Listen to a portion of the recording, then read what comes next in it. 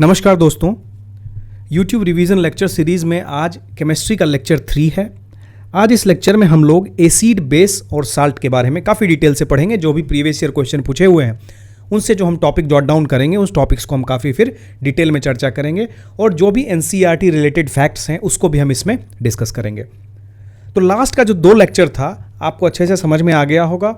अगर समझ नहीं आया तो प्लीज़ कमेंट करिए आपको क्या समझ नहीं आया, तो हम कोशिश करेंगे कि अगले लेक्चर में उसको इंक्लूड कर लें फिर से। दूसरी बात ये कि जब आपको कोई लेक्चर दिया जाता है इस YouTube रिवीजन सीरीज़ में, तो आप ये इंश्योर करिए कि जो भी फैक्ट्स बताए जा रहे हैं उस लेक्चर में, आप उसको, जो फैक्ट्स आपको नहीं पता है उस फैक्ट्स को आप जरूर कहीं पे एक जगह नोट करेंगे और उसको बार बार पढ़ेंगे। अगर आपको पता है तो आप जरूर से एक बार उसको रिवाइज करेंगे। सबसे इंपॉर्टेंट कि इस लेक्चर के एंड होने के बाद आप अपनी प्रीवियस ईयर क्वेश्चन की किताब निकालिए। अगर वो तर्कस है तो that is one of the best. अगर तर्कस नहीं है आपके पास तो कोई बात नहीं, आपके पास जो भी प्रीवियस ईयर क्वेश्चन की किताब है उसको खोलिए, उसमें और इस टॉपिक से रिलेटेड जो भी क्वेश्चंस उसमें दिए हुए हैं उसको जरूर से सॉल्व करिए, उसके एक्सप्लेनेशन को पढ़िए और इफ़ पॉसिबल अपने नोट्स को भी एक बार रेफर करिए जहां पे आपने उस टॉपिक से रिलेटेड नोट्स बना के रखे हैं। तो हर बार की तरह ये लेक्चर भी हम लोग बीपीएससी में पूछे गए प्रीवियस ईयर क्वेश्चन से स्टार्ट करेंगे कि एसिड, बेस एंड सॉल्ट से किस तरह के क्वेश्चंस पूछे जाते हैं और हमारा इन लेक्चर्स में हमारा फोकस एरिया क्या रहेगा वो ये सिर्फ प्रीवियस ईयर क्वेश्चन ही डिसाइड करेंगे। क्योंकि इन लेक्चर्स में जैसा कि आपको पता है we are not going into much detail. हम लोग जो है सिर्फ जो इंपॉर्टेंट एरियाज़ हैं उन पे फोकस कर पाएंगे, क्योंकि इतना समय नहीं है कि हम हर चीज़ पे काफ़ी डिटेल से डील कर पाएँ। तो वो जनरली जो हमारे रेगुलर लेक्चर्स में चलते हैं वहाँ हम 1-1, 2-2, 3-3 लेक्चर निकालते हैं एक टॉपिक के। फिलहाल हम एसिड, बेस एंड सॉल्ट की बात करेंगे। तो यहाँ देखिए जो क्वेश्चन पूछा गया है, which among the following is known as quick lime.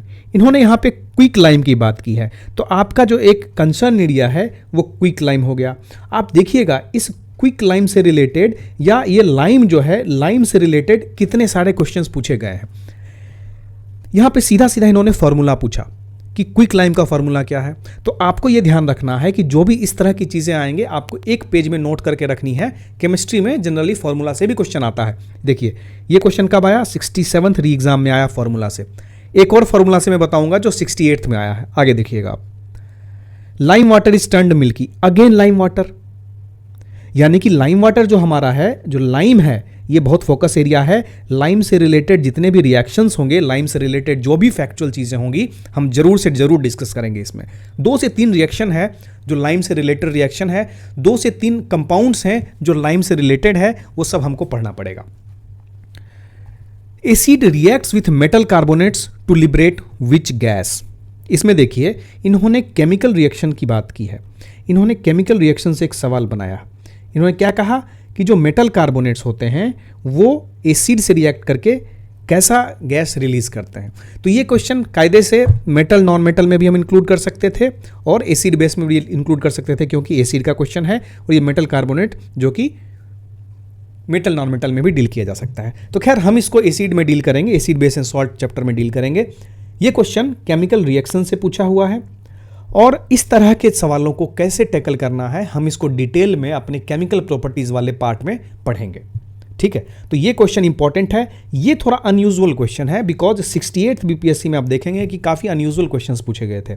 उसका ये रीज़न था कि जो क्वेश्चंस बने थे वो सीधे एनसीईआरटी से उठाए गए थे। ये जो है ना, आप एनसीईआरटी खोलेंगे तो एनसीईआरटी में इससे रिलेटेड एक काफ़ी बढ़िया इक्वेशन दिया हुआ है और ये टॉपिक ही है metal acid reaction with metal carbonates.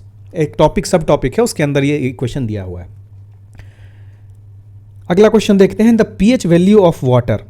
यहां पे इन्होंने क्वेश्चन पूछना चालू किया किससे, पीएच से। पीएच से इन्होंने क्वेश्चन पूछा। अगला क्वेश्चन सेम क्वेश्चन पीएच से पूछा इन्होंने। ये क्वेश्चन पूछा है 66th में, ये पूछा है 65th में। तो प्रीवियस ईयर क्वेश्चन का यही रोल होता है कि एग्जाम में 150 क्वेश्चन में अगर आप 20-25 क्वेश्चन भी अगर आपको जाने पहचाने मिल जाते हैं तो आपका कॉन्फिडेंस लेवल जो है एकदम बूस्टअप हो जाता है। जो क्वेश्चन आप 50-50 में खेल रहे होते हैं या जो क्वेश्चन में आपको कन्फ्यूजन रहता है वो क्वेश्चन भी आपको कॉन्फिडेंस के कारण आप सही कर पाते हैं। दिमाग ऐसे ही चलता है एग्जाम में। तो ये ज़रूरी है कि आप प्रीवियस ईयर क्वेश्चन को जितनी बार हो सके उतनी बार पढ़ें, क्योंकि क्वेश्चंस रिपीट होते हैं बीपीएससी में। अगर क्वेश्चन एग्जैक्टली रिपीट ना हो तो भी थीम्स वही रहेंगे, थीम से क्वेश्चन आएंगे ही आएंगे। अगेन देखिए फिर से ये पीएच वैल्यू से क्वेश्चन है। ठीक है, पीएच से हमने 3 क्वेश्चन देख लिया, 64th में पीएच से है, 65th में पीएच से है, 66th में पीएच से है। अगला क्वेश्चन, ये क्वेश्चन थोड़ा कंसेप्चुअल है and I would term this question to be in easy category. Reason क्या है इसका? रीजन ये है कि आपको ये स्टेटमेंट्स बड़े बड़े दिख रहे होंगे, लेकिन जब आप इसको सॉल्व करेंगे तो this is not a tough question, क्योंकि इसमें उन्होंने बस एसिड बेस के बीच का जो डिफरेंस है यूजिंग लिटमस पेपर, वो इन्होंने इंडिकेट करने की बात कही है, जो कि काफ़ी इजी है अगर आप इसको ढंग से पढ़ेंगे तो। वो हम जब लास्ट में क्वेश्चन सॉल्व करेंगे तब उसमें हम देखेंगे इसको। अगला question, why does dry HCl does not change the colour of dry litmus paper.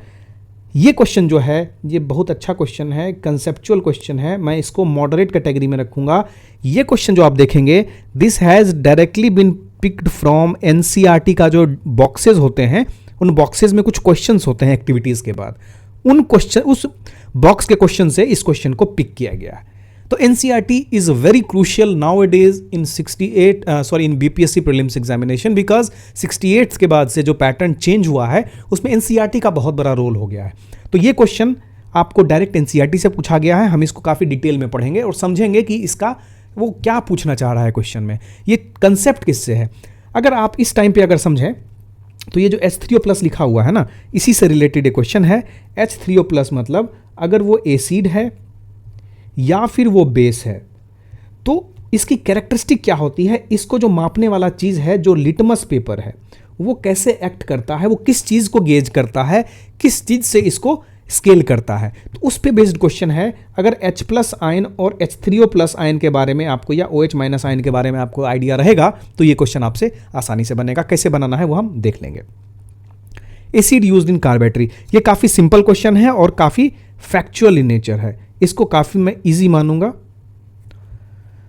The component of acid rain are, हाँ ये जो है acid rain is one of the major area जहां से BPSC क्वेश्चन काफ़ी उठाता है और इससे रिलेटेड आप देखेंगे आगे भी काफ़ी क्वेश्चन रहेंगे।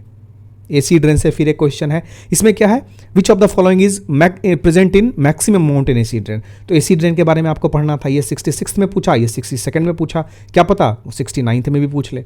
तो आपको एसी ड्रेन के बारे में सब कुछ पढ़ के रखना है।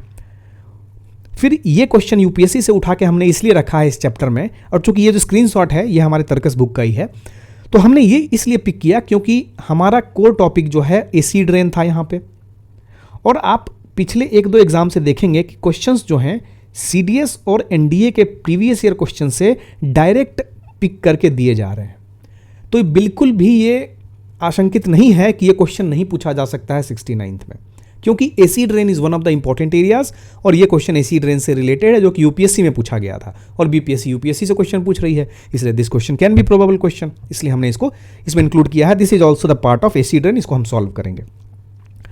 Again acid rain is caused by the pollution of environment by, again acid rain है। Which of the following acids does not contain oxygen, देखिए एसिड और ऑक्सीजन का रिलेशन है ना। तो ये क्वेश्चन जो है ये काफ़ी इजी क्वेश्चन है और ये फॉर्मूला बेस्ड क्वेश्चन है। मैंने आपको बताया हर साल एक क्वेश्चन फॉर्मूला से जरूर पूछता है, ये जुडिशियली में पूछा है और इस एग्जाम में देखेंगे अगर आपको फॉर्मूला पता होता नाइट्रिक एसिड का, सल्फ्यूरिक एसिड का, हाइड्रोक्लोरिक एसिड का, तो आप बता सकते थे इन तीनों एसिड्स में से किस में से ऑक्सीजन नहीं है। सिंपल क्वेश्चन है। Chemical name for vinegar is, अगला जो इंपॉर्टेंट थीम है हमारा वो थीम है विनेगर। इसलिए विनेगर इंपॉर्टेंट है क्योंकि आप देखिए 63rd में विनेगर से पूछा, हेडमास्टर में विनेगर से पूछा, ऑर्डर ऑफ एसिटिक एसिड इसका भी विनेगर से ही रिलेशन है, ये भी 68th BPSC में भी पूछा। तो vinegar is a very important topic for us. इससे रिलेटेड जो भी कुछ एक्स्ट्रा टॉपिक अगर आपके पास एक्स्ट्रा इन्फॉर्मेशन है तो जरूर इसको गूगल कर लीजिएगा। जो भी टॉपिक्स मैंने बताए हैं that is a very very and extremely important as far as acid base and salt is concern. Question इसी के अराउंड घूमेंगे, ठीक है। अब देखिए फिर से एक फार्मूला बेस्ड क्वेश्चन, अब मेरी बात नहीं मानेंगे, देखिए फिर से एक फार्मूला बेस्ड क्वेश्चन। जो भी फार्मूला बेस्ड आपको नजर आता है सामने केमिस्ट्री में आपके रेफरेंस बुक्स में, प्लीज लर्न दोज फार्मूलाज, क्योंकि फार्मूला से डायरेक्ट क्वेश्चन आ रहा है। देखिए ये ऑक्सैलिक एसिड का फॉर्मूला है और ये डायरेक्ट पूछा है 68 बीपीएससी में। हर एग्जाम में एक क्वेश्चन फॉर्मूला से एसिड बेस से, दिस इज फॉर श्योर। ये क्वेश्चन जो है this is very important question and this is very good question. मैं इसको क्लास में भी करवाऊंगा और आपको इसका जवाब जो है कमेंट बॉक्स में देना है, ठीक है। कुछ होमवर्क आपके लिए रहेगा and this question is a practice question that is given in our थर्कस बुक। चलिए, now will start our topic of the day. दोस्तों, आप एसिड के बारे में नॉर्मली घर में कहाँ से सुनते हैं? एसिड के बारे में आइदर आप सुनते होंगे कि क्लीनिंग एजेंट है ये, इसको बाथरूम क्लीन करने के लिए एसिड लाते हैं हम लोग, या फिर आप सुनते होंगे कि किसी पार्टी में गए, आप किसी बड़े भोज में गए, आपके कोई मित्र भी गए और उन्होंने कुछ ज़्यादा खा लिया तो क्या उनको हो गया? एसिडिटी हो गया। तो एसिडिटी जो हुआ, उस एसिडिटी को दूर करने के लिए आप क्या करते हैं? उनको बोलते हैं एक काम करो, आप बेकिंग सोडा का कुछ सॉल्यूशन खा लो या इनो दे दो, उससे क्या होगा? उनकी एसिडिटी कम हो जाएगी। तो हम लोगों को एसिड के बारे में आए दिन अपने घर में बखूबी पता है। हम लोग जो नींबू यूज़ करते हैं, नींबू में क्या रहता है? एसिड रहता है। तो इन सब चीज़ों में आप देखिए एक चीज़ आपको कॉमन दिखेगी। कॉमन ये दिखेगी कि एसिड का जो टेस्ट होता है वो सॉर होता है, जो लेमन का टेस्ट होता है वो खट्टा होता है। अब जब हमको ये पता लग गया कि लेमन का टेस्ट जो है वो सावर है, तो इसका कौन सा प्रॉपर्टी हो गया? ये एसिड का फिजिकल प्रॉपर्टी हो गया। तो हम घर बैठे एसिड की एक फिजिकल प्रॉपर्टी जान गए। अब हम देखेंगे, अभी लैब चलते हैं एसिड को लेके। तो घर से तो हम लोग एसिड को समझ गए। अब अगर हम लैब जाते हैं एसिड को लेके, तो हम लैब के जो असिस्टेंट है उनको बोलते हैं हमको एसिड टेस्ट करना है, बताइए हम क्या करें। तो वो आपको बहुत अच्छा एक सॉल्यूशन सजेस्ट करते हैं। वो क्या बोलते हैं? वो बोलते हैं कि आपको हम क्या करेंगे, एक लिटमस पेपर देंगे। लिटमस पेपर देंगे। कौन से कलर का लिटमस पेपर देंगे? हम आपको ब्लू कलर का लिटमस पेपर देंगे। अगर इस ब्लू कलर के लिटमस पेपर से आपके पास जो सामान है, सब्सटेंस है, उसको अगर आप रेड कलर में कन्वर्ट कर पाए, आपके पास जो सामान है वो अगर ब्लू लिटमस पेपर उसको रेड कर पाता है, तो हमको ये बखूबी पता लग जाएगा कि आपके पास जो सामान है that is nothing but acid. तो लैब में जाने के बाद हमको ये पता लगा कि एसिड एक ऐसा सब्सटेंस है जो क्या करता है, जो ब्लू लिटमस को किस में बदल देता है? रेड लिटमस में बदल देता है। तो ये इसका क्या प्रॉपर्टी हो गया? ये इसका आइडेंटिफिकेशन प्रॉपर्टी हो गया। अगर आपको किसी सब्सटेंस को चेक करना है कि वो एसिडिक नेचर का है या बेसिक नेचर का है, तो क्या करेंगे? हम उसमें ब्लू लिटमस पेपर यूज करेंगे। ब्लू लिटमस को अगर रेड में कन्वर्ट कर देता है तो वो होता है एसिड। तो भाई साहब, इसको याद कैसे रखें? तो याद करने का सिंपल तरीका होता है, देखिए अगर एसिड है, एसिड को हिंदी में क्या बोलते हैं? एसिड को हिंदी में बोलते हैं अम्ल। अगर अम्ल है तो आप अनिल भी याद रख सकते हैं। अब अनिल आप क्यों याद रखेंगे? अ से अम्ल, नी से नीला यानी ब्लू, लौ से लाल यानी रेड। तो आपका अम्ल क्या करेगा? ये ब्लू से रेड में कन्वर्ट करेगा, यानी नीला से लाल में कन्वर्ट करेगा, इसलिए ये अनिल हो जाएगा। इससे आप एकदम से याद रख सकते हैं कि लिटमस पेपर ब्लू से रेड जो होता है वो एसिड करता है। तो भाई साहब, हमने एसिड के बारे में इतनी सारी बातें कर ली। अब एक चीज़ और बताइए कि आप चैप्टर का नाम तो एसिड, बेस एंड साल्ट रखे थे, तो वाई ओनली एसिड? तो चलो ठीक है, अब now will start with base. Base क्या है? बेस कुछ भी है, कोई भी एक चीज़ है। पहले तो हम इसका फिजिकल प्रॉपर्टी देखेंगे ना, कि मुंह में चख के देखें कैसा लग रहा है। तो भाई साहब, हर चीज़ को नहीं चखना चाहिए, कभी कभी वो पॉइजनस हो जाता है केमिस्ट्री की दुनिया में। तो बेस जो है वो बिटर इन टेस्ट होता है, याद रखिएगा, कड़वा होता है। Base is bitter in taste. और अगर इसके सामने हम लिटमस पेपर को यूज करेंगे, क्योंकि हमारी आदत है कि हम पहले घर में टेस्ट करते हैं, उसके बाद हम कहाँ चले जाते हैं? लैब चले जाते हैं। जब लैब चले जाते हैं तो लैब वाले भैया बोलते हैं एक काम करो, तुम इसके साथ रेड लिटमस यूज करो। अगर ये सब्सटेंस इस रेड लिटमस को ब्लू में कन्वर्ट कर देगा, तुम्हारे पास जो सब्सटेंस है, अगर वो सब्सटेंस इस रेड लिटमस को ब्लू लिटमस में चेंज कर देगा, तो मैं समझ जाऊंगा, मैं आश्वस्त हो जाऊंगा कि तुम्हारे पास जो सब्सटेंस है वो बेस है। तुम्हारे पास जो सब्सटेंस है वो बेस है, और इसको तुम यूज कर सकते हो सोप मेकिंग में। तो अल्टीमेटली जो आपको साबुन की इंडस्ट्री स्टैब्लिश करनी है, साबुन की एक फैक्ट्री बनानी है, उसके लिए आपको बेस चाहिए। है ना। तो बेस आपको टेस्टिंग कहाँ होगा, लैब में होगा। लैब में रेड लिटमस रहेगा, वो रेड से ब्लू में कन्वर्ट करेगा, क्या चीज़, बेस कन्वर्ट करेगा। तो आप हमने जो साबुन की बात की, तो साबुन कैसे पता लगे कि साबुन में बेस है। तो कभी कभी क्या होता होगा, खाते खाते आपका खाना जो है थोड़ा सा आपके कुर्ते पे गिर गया, होली का दिन है, आपका जो कुर्ते पे थोड़ा सा गिर गया, तो आप उसको झटपट जाके धोएंगे। जैसे ही आप नल में धोएंगे उस पर साबुन लगाएंगे। आप उस पर जैसे ही साबुन लगाते हैं तो आप ये देखते हैं कि उसका कलर जो है येलो से चेंज हो गया है। वो किस में चेंज हो गया, वो चेंज हो गया है रेडिश ब्राउन में। जो आपके कपड़े में जो दाग लगा था उसका कलर येलो से रेडिश ब्राउन हो गया है। तो ये क्या शो करता है, ये शो करता है कि आपके पास जो कपड़े पे जो गिरा था सब्सटेंस, वो कुछ सब्जी का होगा, कुछ कढ़ी का होगा, किसी चीज का होगा जिसमें होगी हल्दी। वो हल्दी, उस हल्दी पे अगर हम साबुन यूज करते हैं तो हल्दी का कलर जो है येलो से रेडिश ब्राउन में चेंज हो जाता है। तो जो रेडिश ब्राउन में चेंज कर रहा है तो कलर तो चेंज हो रहा है। ठीक उसी तरह जैसे आपके कोई मित्र होंगे जो समय पे रंग बदलते होंगे अपना, जरूर होंगे मित्र, सबके एक ना एक मित्र होते हैं ऐसे जो समय आने पे रंग बदल लेते हैं। तो ये जो है ना टर्मरिक हो गए, हमारे कुछ देर पहले हमारे साथ एक मित्र थे हमारे लिटमस, वो भी समय के साथ जो है अपना रंग बदल लेते हैं। जैसा देखते हैं वेस वैसा अपना रंग बदल लेते हैं। एसिड को देख के कलर बदल लिए, बेस को देख के कलर बदल लिए। तो वैसे ही टर्मरिक भी हमारे उसी कैटेगरी के दोस्त हैं जो समय के अनुसार अपना कलर चेंज कर लेते हैं। तो टर्मरिक और लिटमस जो है इनकी एक अलग कैटेगरी है। इस कैटेगरी को हम बोलते हैं इंडिकेटर। इसको हम क्या बोलते हैं, इनको बोलते हैं इंडिकेटर्स बोल देते हैं। इंडिकेटर्स ऐसे सब्सटेंसेस हैं जो अपना कलर चेंज कर लेते हैं।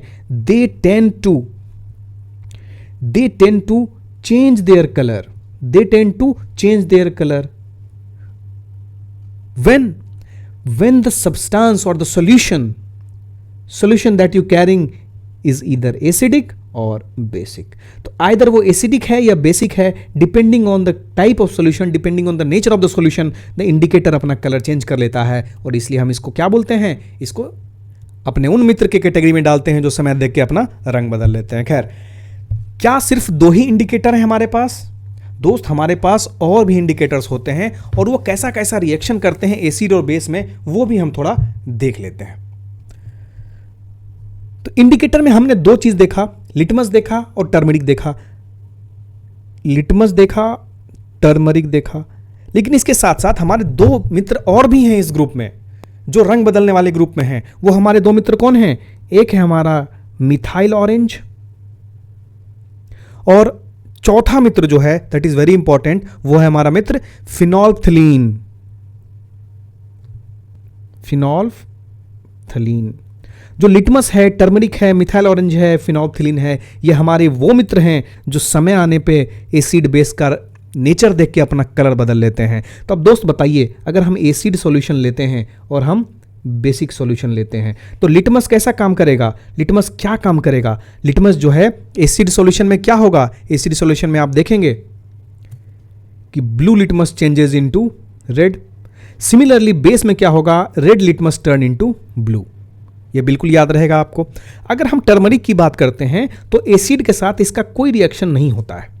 टर्मरिक बिल्कुल ही एसिड को देख के अपना रंग नहीं बदलेगा, वो लगेगा नहीं इसको ये हमारे टाइप का आदमी है, इसके सामने अपना रंग नहीं बदलना चाहिए, तो रंग नहीं बदलेगा एसिड के साथ। लेकिन बेस को जैसे ही देखेगा टर्मरिक तो एकदम से रंग अपना बदलने लगता है। कैसा रंग हो जाता है? वो रेड में बदल जाता है। जैसे रेडिश ब्राउन हमने देखा था तो रेड में बदल जाता है, मान के चले रेडिश ब्राउन हो जाता है वो। चलिए, अब मिथाइल ऑरेंज की अगर हम बात करते हैं तो मिथाइल ऑरेंज का कैसा कलर होगा? मिथाइल ऑरेंज जो है एसिड के साथ रेड कलर हो जाएगा। वही अगर हम बेस के साथ देखेंगे तो ये जो है ये येलो कलर में तब्दील हो जाएगा। हमारा चौथा यार जो फिनोल्फ्थलीन है, फिनोल्फ्थलीन भी टर्मरिक का ही भाई है। वो भी एसिड को देख के कहेगा कि नहीं, हम अपना कलर चेंज नहीं करेंगे। और phenolphthalein will not undergo any change with acid. Acid के नेचर को देख के वो अपना कलर चेंज नहीं करेंगे, लेकिन जैसे ही वो बेस को देखेंगे तो क्या है, पिंक कलर में चेंज हो जाएंगे। फिनोल्फ्थलीन का चेहरे का कलर बेस को देख के जो है वो कैसा हो जाता है? गुलाबी हो जाता है। ये आप याद रखेंगे। तो इतना हमने इंडिकेटर्स की बात की, दिस इज वेरी इंपॉर्टेंट, और इससे एकदम से क्वेश्चन आने का चांस 100% रहता ही रहता है। तो दोस्तों हमने देख लिया कुछ इंडिकेटर्स के बारे में। अब हम एसिड और बेस के बारे में थोड़ी और चर्चा करते हैं, कुछ एग्जांपल्स देखते हैं, कुछ एसिड के और कुछ एग्जांपल्स देखते हैं बेसिस के। तो अगर हम एसिड की बात करते हैं तो एसिड में सबसे इंपॉर्टेंट जो बीपीएससी पॉइंट ऑफ व्यू से देखें इंपॉर्टेंट है तो वो हो जाता है एसिटिक एसिड। एसिटिक एसिड का सबसे बढ़िया सोर्स क्या है? वो है विनेगर। अगर हम फॉर्मिक एसिड की बात करें, फॉर्मिक एसिड, तो ये हमें कहाँ मिलेगा? ये हमें मिलेगा जो भी चींटी घूमती है उसके डंक में। चींटी जब काटती है तो वो फॉर्मिक एसिड आपके बॉडी में छोड़ती है। फिर हम बात करेंगे साइट्रिक एसिड की। साइट्रिक एसिड कहाँ पाया जाता है? साइट्रिक एसिड पाया जाता है कुछ फलों में, कुछ फ्रूट्स में, जैसे ऑरेंज, जैसे लेमन। फिर आते हैं हम लैक्टिक एसिड में। लैक्टिक एसिड आपको एकदम से मालूम होना चाहिए कि लैक्टिक एसिड कहाँ पाया जाता है? लैक्टिक एसिड पाया जाता है कर्ड में। फिर हम बात करेंगे ऑक्सैलिक एसिड की। ऑक्सैलिक एसिड, ऑक्सैलिक एसिड कहाँ मिलता है? ऑक्सैलिक एसिड मिलता है स्पिनैच में। फिर हम जब बात करेंगे एस्कॉर्बिक एसिड की, एस्कॉर्बिक एसिड की। एस्कॉर्बिक एसिड क्या है? आपने अगर बायोलॉजी में विटामिन्स पढ़ा होगा तो उसमें जरूर एस्कॉर्बिक एसिड की बात की गई है। आप कमेंट बॉक्स में बताइएगा कि जो ये एस्कॉर्बिक एसिड है, एस्कॉर्बिक एसिड में एक सर्टेन विटामिन होता है, ये कौन सा विटामिन होता है जिसमें एस्कॉर्बिक एसिड होता है? तो जो हम एस्कॉर्बिक एसिड की बात करेंगे तो इसका सबसे बढ़िया एग्जाम्पल क्या है? इसका बढ़िया एग्जाम्पल है आंवला, या कोई भी साइट्रस फ्रूट अगर हम लें, कोई भी साइट्रस फ्रूट लें तो उसमें कौन सा एसिड होगा? एस्कॉर्बिक एसिड होगा। तो ये सब एग्जांपल्स जो हमने देखे वो क्या थे? एसिड के थे। तो एक बार रिवाइज कर लेते हैं। एसिटिक एसिड कहाँ मिलता है? विनेगर में मिलता है। फॉर्मिक एसिड अगर देखें तो एंट के स्टिंग में, या जो चींटी है उसके डंक में। साइट्रिक एसिड की अगर बात करें तो वो मिलता है फलों में, जैसे ऑरेंज, जैसे लेमन। लैक्टिक एसिड की अगर बात करें तो वो मिलता है कर्ड में। ऑक्सैलिक एसिड की बात करें वो मिलता है स्पिनैच में। और एस्कॉर्बिक एसिड तो हमने देख लिया, मिलता है आंवला में या फिर डिफरेंट साइट्रस फ्रूट्स में। अब सिर्फ एसिड से तो काम चलेगा नहीं, हमको देखना पड़ेगा बेस को भी। तो इंपॉर्टेंट बेसेस जो हमारे आसपास हैं, बेसेस की क्या प्रॉपर्टी है? बेसेस ऐसे सब्सटेंसेस होते हैं जो रेड लिटमस को ब्लू में चेंज कर देते हैं। और इनका टेस्ट कैसा होता है? इनका टेस्ट होता है बिटर। तो अगर हम देखते हैं सबसे इंपॉर्टेंट, सबसे पॉपुलर जो बेसेस हमारे सराउंडिंग में अवेलेबल होते हैं वो है अमोनियम हाइड्रोक्साइड। Ammonium hydroxide. अब पूछेंगे अमोनियम हाइड्रोक्साइड कहाँ मिलता है? अमोनियम हाइड्रोक्साइड को अगर हम देखेंगे, जो भी हमारे विंडो क्लीनर्स रहते हैं, जो भी हमारे विंडो क्लीनर्स रहते हैं वो अमोनियम हाइड्रोक्साइड से मेड अप ऑफ होते हैं। उसके बाद हम देखेंगे कि आसपास हमारे साबुन जो है, सोप में क्या होता है? सोप में होता है सोडियम या पोटासियम का हाइड्रोक्साइड। तो that can be sodium hydroxide, that can be potassium hydroxide. और ये कहाँ मिलता है हमको? ये मिलता है साबुन में। हम लोग ऑलरेडी देख चुके हैं कि साबुन किस तरह से बेस के रूप में काम करता है। ये क्या किया था? इसने टर्मरिक के कलर को चेंज किया था। किसमें? रेडिश ब्राउन में किया था, रेड में किया था। ठीक है, इसके बाद हम देखते हैं जो इंपॉर्टेंट है वो है मैग्नीशियम हाइड्रोक्साइड। मैग्नीशियम हाइड्रोक्साइड, जिसको हम मिल्क ऑफ मैग्नीशिया भी बोलते हैं। मिल्क ऑफ मैग्नीशिया भी बोलते हैं। ये जो मिल्क ऑफ मैग्नीशिया है, ये जो मैग्नीशियम हाइड्रोक्साइड है, ये क्या चीज़ है? ये एक तरह का बेस है। इसका एक सर्टेन यूज़ है, वो हम यूज़ आगे के अपने लेक्चर्स में देखेंगे कि मैग्नीशियम हाइड्रोक्साइड या मिल्क ऑफ मैग्नीशिया को हम कहाँ यूज़ करते हैं। तो सबसे इंपॉर्टेंट हमारे बीपीएससी पॉइंट ऑफ व्यू से है, क्योंकि लाइम जो है फेमस है बीपीएससी का, एकदम पॉप कहें तो फेवरेट है बीपीएससी का। तो हम इसमें यूज़ करेंगे कैल्शियम हाइड्रोक्साइड। कैल्शियम हाइड्रोक्साइड जो कि होता है लाइम वाटर। लाइम वाटर ये भी एक तरह का क्या है? ये भी एक तरह का जो है सो वो बेस है। अब थोड़ा आगे चलते हैं। हमने देख लिया कौन कौन से एसिड है हमारे पास, कौन कौन से हमारे पास बेसेस हैं। अब ये ज़रूरी है कि केमिकल प्रॉपर्टीज़ को समझना, जो हमारे आसपास एसिड्स हैं और जो बेसेस हैं उनकी केमिकल प्रॉपर्टी क्या है। और आजकल जैसा परीक्षा का पैटर्न है तो केमिकल प्रॉपर्टी पे ज़्यादा फोकस कर रहे हैं वो लोग, ज़्यादा इस तरह के क्वेश्चन पूछने की कोशिश कर रहे हैं कि कोई एक रिएक्शन है, रिएक्शन का आउटपुट क्या होगा, ये किस तरह का रिएक्शन है, इंडोथर्मिक है कि एक्सोथर्मिक है, अगर इंडोथर्मिक है तो एनर्जी इवॉल्व होगा कि एब्जॉर्ब होगा, इस तरह का भी क्वेश्चन पूछा है। तो अब देखते हैं हम few chemical properties. Chemical properties. अब यहां से ध्यान दीजिएगा और जहां नहीं समझ में आए पॉज करके रिपीट करिए, वापस से सुनिए, फिर से देखिए। तो इंपॉर्टेंट है ये चीज, ये वाला पार्ट। तो अब देखते हैं हम केमिकल प्रॉपर्टीज में पहला जो कंपोनेंट रहेगा हमारा, जो पहला रिएक्शन रहेगा हमारा, वो हम करवाएंगे किसी भी एसिड या बेस का रिएक्शन हम किसके साथ कराएंगे, किसी मेटल के साथ कराएंगे। हमने पिछले लेक्चर में देखा था, मेटल नॉन मेटल की थोड़ी सी चर्चा की थी कि कोई भी मेटल ऑक्साइड जो होता है वो किस नेचर का होता है, एसिड या बेसिक, वो क्या होता है, बेसिक नेचर का होता है। कोई भी नॉन मेटालिक ऑक्साइड जो होगा वो एसिडिक नेचर का होता है। ठीक है, तो इसको हम अभी फिर से प्रूव कर देंगे। अभी देखिए, एसिड और बेस का हम मेटल के साथ रिएक्शन कराते हैं।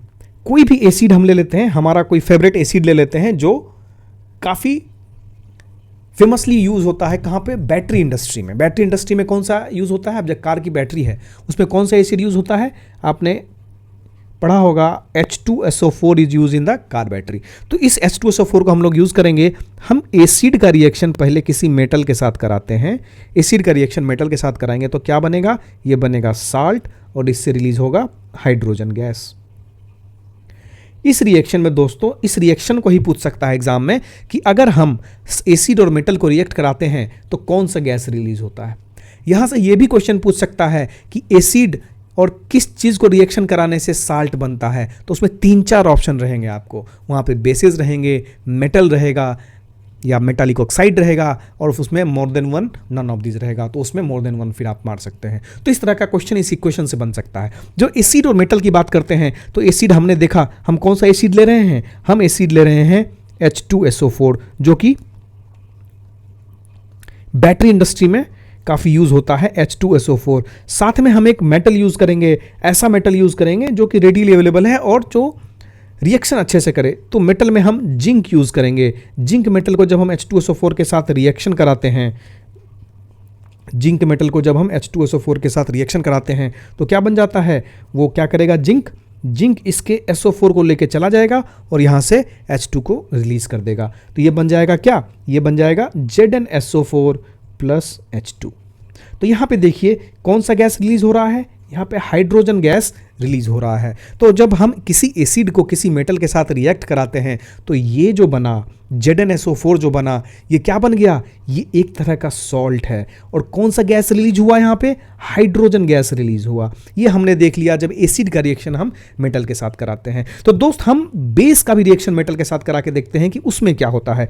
तो अगर हम बेस का रिएक्शन कराते हैं किसी भी मेटल के साथ, बेस का रिएक्शन किसी भी मेटल के साथ कराते हैं तो हम ये पाते हैं कि इसका भी जो आउटपुट होगा वो साल्ट होगा और गैस कौन सा रिलीज होगा, हाइड्रोजन गैस रिलीज होगा। तो इसको इक्वेशन फॉर्म में हम लिखते हैं। कोई एक एग्जांपल लेके अगर हम लिखना चाहते हैं तो हम कोशिश करेंगे, अपना फेवरेट बेस जो है वो कौन सा बेस है हमारा फेवरेट, NaOH। क्यों, because this is easy to handle, readily available for the lab. तो NaOH हम यूज़ करेंगे। साथ में हम मेटल कौन सा यूज़ करेंगे, सेम मेटल यूज़ करेंगे, जिंक। तो जिंक क्या करेगा इसमें, जिंक करेगा कि जिंक यहाँ से रिएक्ट कर देगा। यहाँ से जैसे रिएक्शन करेगा तो जो आउटपुट निकलेगा इसका कुछ इस तरह का आएगा, कंपाउंड बनेगा Na2ZnO2 बनेगा और साथ में हाइड्रोजन गैस रिलीज होगा।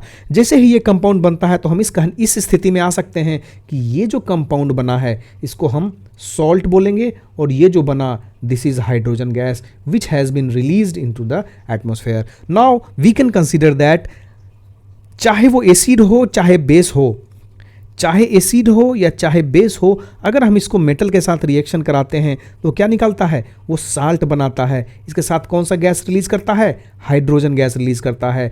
आई होप कि आप इसको बिल्कुल ही कंठस्थ कर लेंगे, इसमें किसी भी चीज़ को भूलने की गुंजाइश नहीं करनी है आपको। तो इस इक्वेशन से हमको ये भी पता चला कि किसी भी मेटल को अगर हम एसिड या फिर बेस के साथ रिएक्ट कराते हैं तो जो प्रोडक्ट होता है that is same in both cases, same in both cases. And what is that product, that product is salt plus hydrogen gas. You must remember this, इसको बिल्कुल भी नहीं भूलना है अगर केमिस्ट्री में और जनरल साइंस में 90% स्कोर करना है तो। चलिए, हमने मेटल से रिएक्शन करा दिया, मेटल से रिएक्शन तो करा दिया, लेकिन सिर्फ मेटल से रिएक्शन करा के हमको संतुष्टि तो मिलेगा नहीं। हम हैं साइंस के आदमी, विज्ञान के आदमी, हम कुछ ना कुछ तो नया करने की कोशिश करेंगे। जो मेटल है, मेटल को हमने क्या किया कि भाई मेटल अब तुमको हम इस स्थिति में नहीं रहने देंगे, या तो तुम्हारा हम कार्बोनेट बनाएंगे या फिर तुम्हारा हम क्या बनाएंगे, हाइड्रोजन कार्बोनेट बनाएंगे। तुम्हारा हम कार्बोनेट बनाएंगे या फिर हाइड्रोजन कार्बोनेट बनाएंगे। अब अगर कार्बोनेट या हाइड्रोजन कार्बोनेट इसका रिएक्शन अगर हम कराते हैं किसके साथ, एसिड के साथ, तब क्या होगा वो इंटरेस्टिंग है देखने के लिए। तो जो हमने मेटल कार्बोनेट और हाइड्रोजन कार्बोनेट बनाया है इसका रिएक्शन हम कराएंगे किसके साथ, एसिड के साथ। तो यहां लिखते हैं मेटल कार्बोनेट और उसके साथ या फिर मेटल हाइड्रोजन कार्बोनेट, इसका रिएक्शन अगर हम करा देते हैं एसिड के साथ, ठीक है। जैसे ही हम एसिड के साथ रिएक्शन कराते हैं तो इसमें ज्यों का त्यों साल्ट तो बनेगा, क्योंकि हमारे मेटल वाला जो रिएक्शन था उसमें भी साल्ट बन रहा था, लेकिन उसके बाद जो चीज़ें बनेगी वो थोड़ा डिफरेंट होगा। वो क्या होगा, साल्ट बनेगा, साथ में कार्बन डाइऑक्साइड रिलीज होगा और साथ में पानी बनेगा। तो आप याद रखिएगा किसी भी मेटल कार्बोनेट या मेटल हाइड्रोजन कार्बोनेट को अगर हम एसिड के साथ रिएक्शन कराते हैं तो क्या बनता है, सॉल्ट बनता है, प्लस कार्बन डाइऑक्साइड बनता है, प्लस पानी निकलता है। तो ये ज़रूरी है कि हम इसका एक एग्जाम्पल से समझें, नहीं तो हमें कंप्लीटली समझ आएगा नहीं, ठीक है। मेटल, तो इसका एक एग्जाम्पल अगर हम लेंगे तो हमको पहले आइडेंटिफाई करना पड़ेगा कि मेटल कार्बोनेट कौन सा है। अगर हम मेटल कार्बोनेट की बात करें तो हमारे पास सबसे जो रेडीली अवेलेबल मेटल्स होते हैं हम उन्हीं को यूज़ करते हैं। तो सोडियम जो है हमारे पास काफ़ी रेडीली अवेलेबल मेटल है, उसके साथ साथ हम जो यूज़ करेंगे सोडियम है ये। अब इसका कार्बोनेट है तो Na2CO3 हो गया। अब अगर मेटल हाइड्रोजन कार्बोनेट की बात करता है तो मेटल हाइड्रोजन कार्बोनेट का एग्जांपल आप याद कर लीजिए इसको कि सेम सोडियम रहेगा जो कि मेटल है, हाइड्रोजन है और कार्बोनेट है। तो यहां पे जो 2 सोडियम था उसकी जगह पे एक हाइड्रोजन यहां पे आ गया। तो ये जो हाइड्रोजन कार्बोनेट है ये सिंपल कार्बोनेट है, यानी मेटल कार्बोनेट है या मेटल हाइड्रोजन कार्बोनेट है। इन दोनों का हम बारी बारी से अब रिएक्शन कराते हैं एसिड से। देखिए Na2CO3 का अगर हम रिएक्शन कराते हैं किसके साथ, एसिड के साथ, तो एसिड कौन सा हमारा रेडीली अवेलेबल है, HCl है, क्योंकि हम कार बैटरी भी यूज़ करते हैं कभी कभी, कार बैटरी में जो यूज़ होता है एसिड, लेकिन HCl हम थोड़ा ज़्यादा यूज़ कर रहे हैं अपने केमिकल लैब पर्पज से। तो जब हम ये रिएक्शन होने देते हैं तो हम एक चीज़ देखते हैं इसमें कि जो सोडियम है इसकी एफिनिटी होती है क्लोरीन के साथ। इसकी एफिनिटी क्लोरीन के साथ इतनी हो जाती है कि ये क्या करेगा, ये बना लेगा NaCl। ये NaCl बना लेगा, इसके साथ साथ ये क्या करेगा, पानी और कार्बन डाइऑक्साइड रिलीज करेगा। फिर दूसरा हम लेते हैं हाइड्रोजन कार्बोनेट NaHCO3। इसका रिएक्शन भी हम जब HCl के साथ कराएंगे तो यहां भी सोडियम की एफिनिटी किससे होगी, सोडियम की एफिनिटी होगी अपने कैल्शियम से। ही रांझा की जोड़ी है सोडियम और क्लोरीन की, जहां भी देखेंगे एक दूसरे से लिपट जाएंगे। तो वैसे NaHCO3 प्लस HCl जैसे ही हम करेंगे तो क्या होगा, NaCl बन जाएगा। NaCl बनेगा तो साथ में क्या रिलीज होगा, यहां भी H2O प्लस CO2 रिलीज हो जाएगा। अब दोस्त आप बोलेंगे सर इक्वेशन भी बैलेंस कर दीजिए। चलो बैलेंस कर देते हैं, वैसे मेरा मन नहीं था, यहाँ 2 HCl कर देते हैं, उसके बाद Na2 यहाँ है तो 2 यहाँ कर देंगे, तो क्लोरीन यहाँ 2 यहाँ। अब देखिए फर्स्ट वाला बैलेंस हो गया, दूसरा वाला जो है H2 यहाँ है, 2 यहाँ, सेकेंड इज ऑलरेडी बैलेंस्ड। अब देखिए ये दोनों इक्वेशन आपको ये बताता है कि जो मेटल कार्बोनेट्स है और मेटल हाइड्रोजन कार्बोनेट्स है एसिड के साथ रिएक्शन करके क्या बना रहे हैं। तो इसमें ध्यान देने वाली बात ये है कि एसिड के साथ मिलके वो कार्बन डाइऑक्साइड रिलीज करते हैं, एसिड के साथ वो कार्बन डाइऑक्साइड रिलीज करते हैं। लेकिन इससे पहले वाला जो इक्वेशन था हमारा, उसमें हमने ये देखा था कि वो एसिड के साथ रिएक्शन में जब मेटल हम डायरेक्टली रिएक्शन कराते हैं एसिड के साथ तो हाइड्रोजन गैस रिलीज करते हैं। ये चीज़ आप याद रखिएगा कि जब भी एसिड का रिएक्शन होगा मेटल के साथ तो कौन सा गैस रिलीज होगा, इसमें रिलीज होगा हाइड्रोजन गैस। लेकिन जब भी एसिड का रिएक्शन होगा किसके साथ, किसी मेटल कार्बोनेट के साथ या मेटल हाइड्रोजन कार्बोनेट के साथ, तो कौन सा गैस रिलीज होगा भाई, यहाँ पे कार्बन डाइऑक्साइड गैस रिलीज होगा। और इसको आप बिल्कुल ही याद कर लीजिए because this is very important और ये आ सकता है परीक्षा में। इससे अगर सवाल बनाने की कोशिश करता है तो इस तरह का ही सवाल बनाएगा, ठीक है। तो दिस इज़ वेरी इंपॉर्टेंट। अब चलते हैं आगे। पिछले कुछ रिएक्शंस में हम लोग क्या कर रहे थे, हम लोग मेटल्स का रिएक्शन करा रहे थे एसिड और बेस के साथ। चाहे एसिड का रिएक्शन कराएं हम बेस के साथ, चाहे बेसेस का रिएक्शन कराएं हम सॉरी, चाहे हम मेटल का रिएक्शन कराएं एसिड के साथ या मेटल का रिएक्शन कराएं हम बेस के साथ, या फिर मेटल कार्बोनेट्स और मेटल हाइड्रोजन कार्बोनेट्स का हमने रिएक्शन कराया एसिड के साथ। अब थोड़ा एक स्टेप आगे बढ़ते हैं, हम एसिड और बेस को अलग अलग क्यों छोड़ रहे हैं, एक बार उनको ही मिला के देखते हैं कि तब क्या होता है। तो नाउ वी विल ट्राई कि एसिड और बेस का रिएक्शन होता है तो क्या बनता है। तो जब एसिड और बेस आपस में रिएक्ट करेंगे तो आप याद रखिएगा ये बनाएंगे सॉल्ट और वाटर। जब भी एसिड और बेस आपस में रिएक्ट करेंगे तो बनाएंगे क्या चीज, वो बनाएंगे सॉल्ट और वाटर। अब एसिड है HCl, बेस है NaOH, दोनों रिएक्ट करेगा तो Na को एफिनिटी है Cl के साथ, NaCl बना लेगा, बाकी जो कांड होगा सो आगे देखेंगे। तो हम एक सिंपल रिएक्शन लेके देखते हैं, क्योंकि हम साइंस के विद्यार्थी हैं, बिना एक्सपेरिमेंट किए हुए नहीं मानते हैं। तो एसिड जो है हमारा वो HCl है, बेस हमारा फेवरेट NaOH है। इन दोनों का जैसे ही रिएक्शन कराते हैं तो क्या निकल के आता है हमारे पास, NaCl बन जाता है। क्यों? क्योंकि आप जानते हैं कि Cl की एफिनिटी है किसके साथ, Na के साथ, दोनों की हीर रांझे की जोड़ी है। जो NaCl बन जाता है तो NaCl के साथ कुछ रिलीज होता है, वो है पानी। तो दोस्त जब एसिड बेस के साथ रिएक्ट करता है तो एक साल्ट बनाता है और उसके साथ जो रिलीज होता है वो है हमारा पानी। तो इस रिएक्शन का एक अलग नाम होता है दोस्त, इस रिएक्शन का अलग नोमेनक्लेचर है जो आपको याद रखना है, क्योंकि ये नोमेनक्लेचर हम लोग आगे भी डिफरेंट रिएक्शंस में यूटिलाइज करेंगे, डिफरेंट रिएक्शंस को प्रूव करने में के लिए यूटिलाइज करेंगे। तो इस रिएक्शन को जो बोलते हैं, इस रिएक्शन को हम लोग बोलते हैं neutralisation reaction. Neutralisation reaction, neutralisation reaction. अब आपको लग रहा होगा कि शायद हम कुछ ज़्यादा ही केमिस्ट्री में घुस गए हैं, शायद समझ नहीं आ रहा हो। मेरे दोस्त, ये क्लास 10th लेवल की NCERT पढ़ाई जा रही है, इससे ज़्यादा BPSC नहीं पूछ सकता है, ये मैक्सिमम लेवल है जो पूछेगा। और इस तरह से आपको समझाया जा रहा है तो आप इस पर थोड़ा सा कॉन्सेंट्रेट करिए। हो सके तो 2-3 बार इस वीडियो को देखिए, तो क्या होगा, बार बार आप सुनेंगे और NCERT का जो क्लास 10th में जो एसिड बेस एंड साल्ट का चैप्टर है उसको अगर आप पढ़ सकें तो that will be much better. उससे क्या होगा, आपका कंसेप्ट बिल्कुल क्लियर हो जाएगा। इससे एक क्वेश्चन नहीं छूटेगा, मैं लिख के दे रहा हूँ, ठीक है।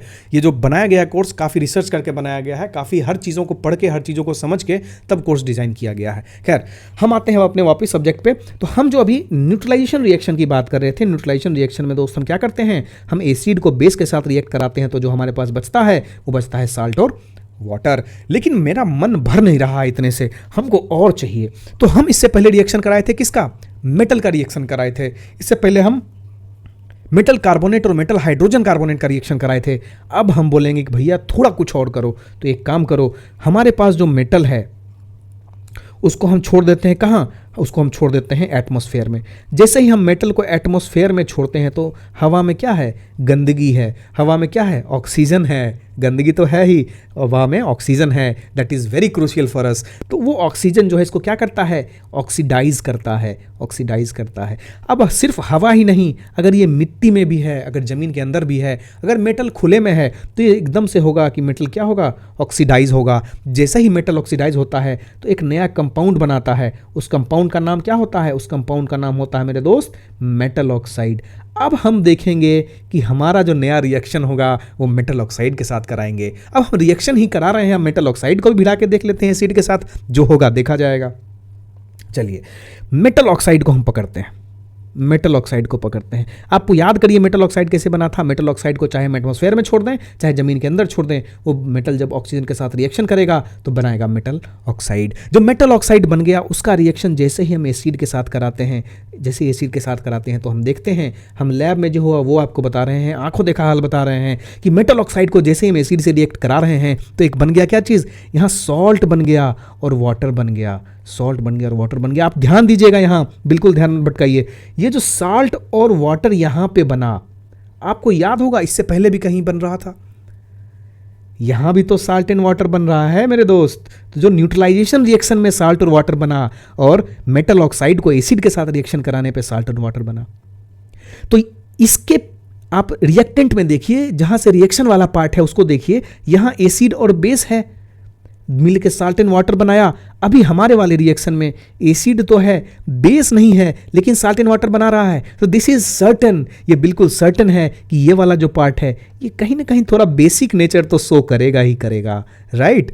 तो हम इससे ये समझ में आता है, हमको ये कंक्लूजन हम निकाल सकते हैं कि जो मेटल ऑक्साइड्स होते हैं, जो मेटल ऑक्साइड्स होते हैं वो किस नेचर के होते हैं? वो बेसिक नेचर के होते हैं। क्यों बेसिक नेचर के होते हैं?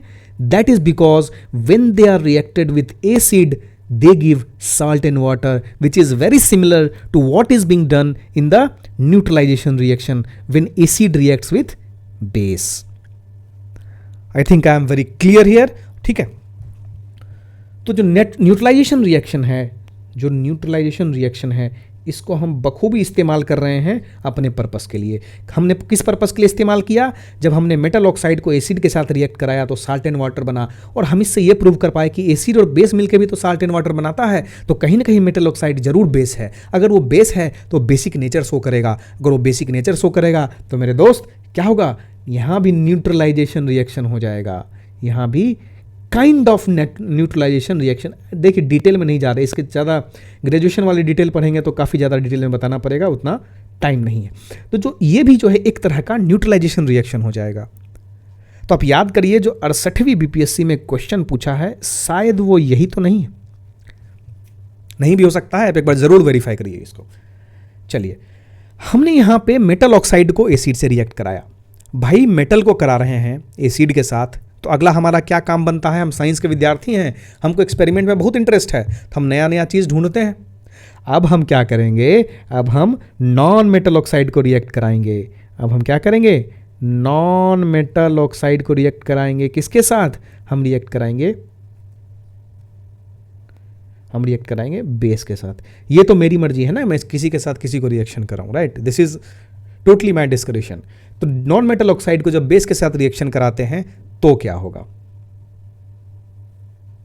आप इस वीडियो को पॉज करिए, थोड़ा सोचिए और पेपर पे जरूर लिखिए कि नॉन मेटल ऑक्साइड को जब हम बेस के साथ रिएक्शन कराएंगे तो कैसा रिएक्शन होगा, सीइंग अपॉन कि लास्ट कुछ जो हम फैक्ट्स पढ़ रहे हैं उसमें चल क्या रहा है, उसमें हम लोग कैसे रिएक्शन करा रहे हैं। अगर मैं आपको समझा पाऊंगा तो आप ज़रूर इसका आंसर सही निकाल पाएंगे, अदरवाइज भगवान मालिक है। Non metal oxide plus base, अगर नॉन मेटल ऑक्साइड और बेस को हम रिएक्शन कराते हैं तो क्या बनता है?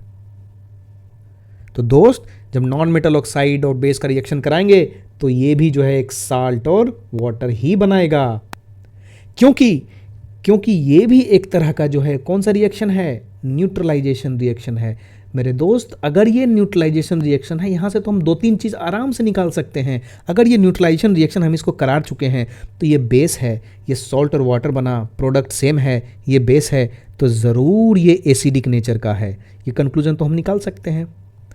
अगर ये एसिडिक नेचर का हो गया तो हम ये कह सकते हैं कि मेरे भाई जो नॉन मेटल ऑक्साइड्स होते हैं वो कैसा नेचर शो करेंगे?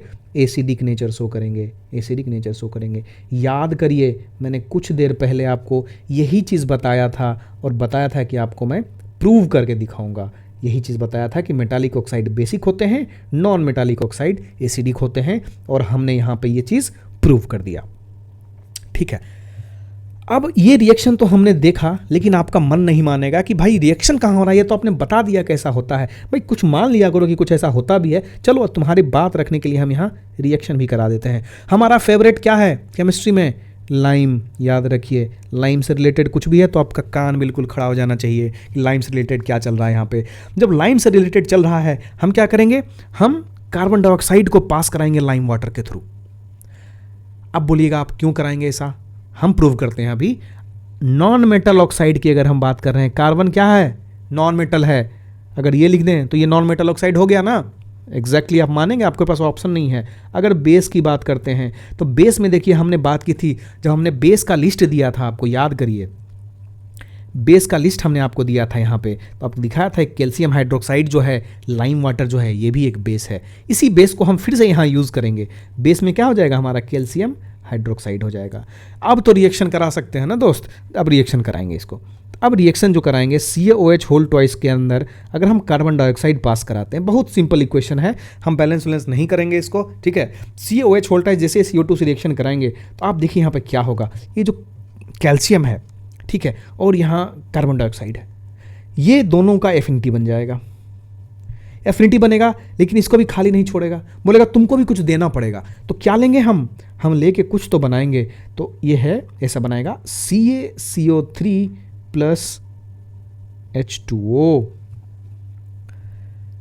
जैसे ही कोई नॉन मेटल का ऑक्साइड जो है वो कार्बन डाइऑक्साइड से नॉन मेटल ऑक्साइड जो है जैसे ही कोई बेस से रिएक्शन किया तो जो बनाया प्रोडक्ट वो एक सॉल्ट बनाया। ये क्या है? एक प्रेसिपिटेट होता है। इसको हम बोलते हैं, ये जो है ना वाइट कलर का होता है, वाइट प्रेसिपिटेट बन जाता है ये कैल्शियम कार्बोनेट का। ठीक है, इस कैल्शियम कार्बोनेट जो है वो हमारा आउटपुट बनता है और ये वाइट प्रेसिपिटेट है, इसको एक तरह का सॉल्ट भी बोलेंगे, सॉल्ट और पानी बन जाता है। तो जो हम नॉन मेटल ऑक्साइड को कार्बन डाइऑक्साइड के साथ रिएक्शन कराए, यानी कि नॉन मेटल ऑक्साइड को हम किसी नॉन मेटालिक ऑक्साइड को हम किसी बेस के साथ रिएक्शन कराते हैं तो क्या होगा?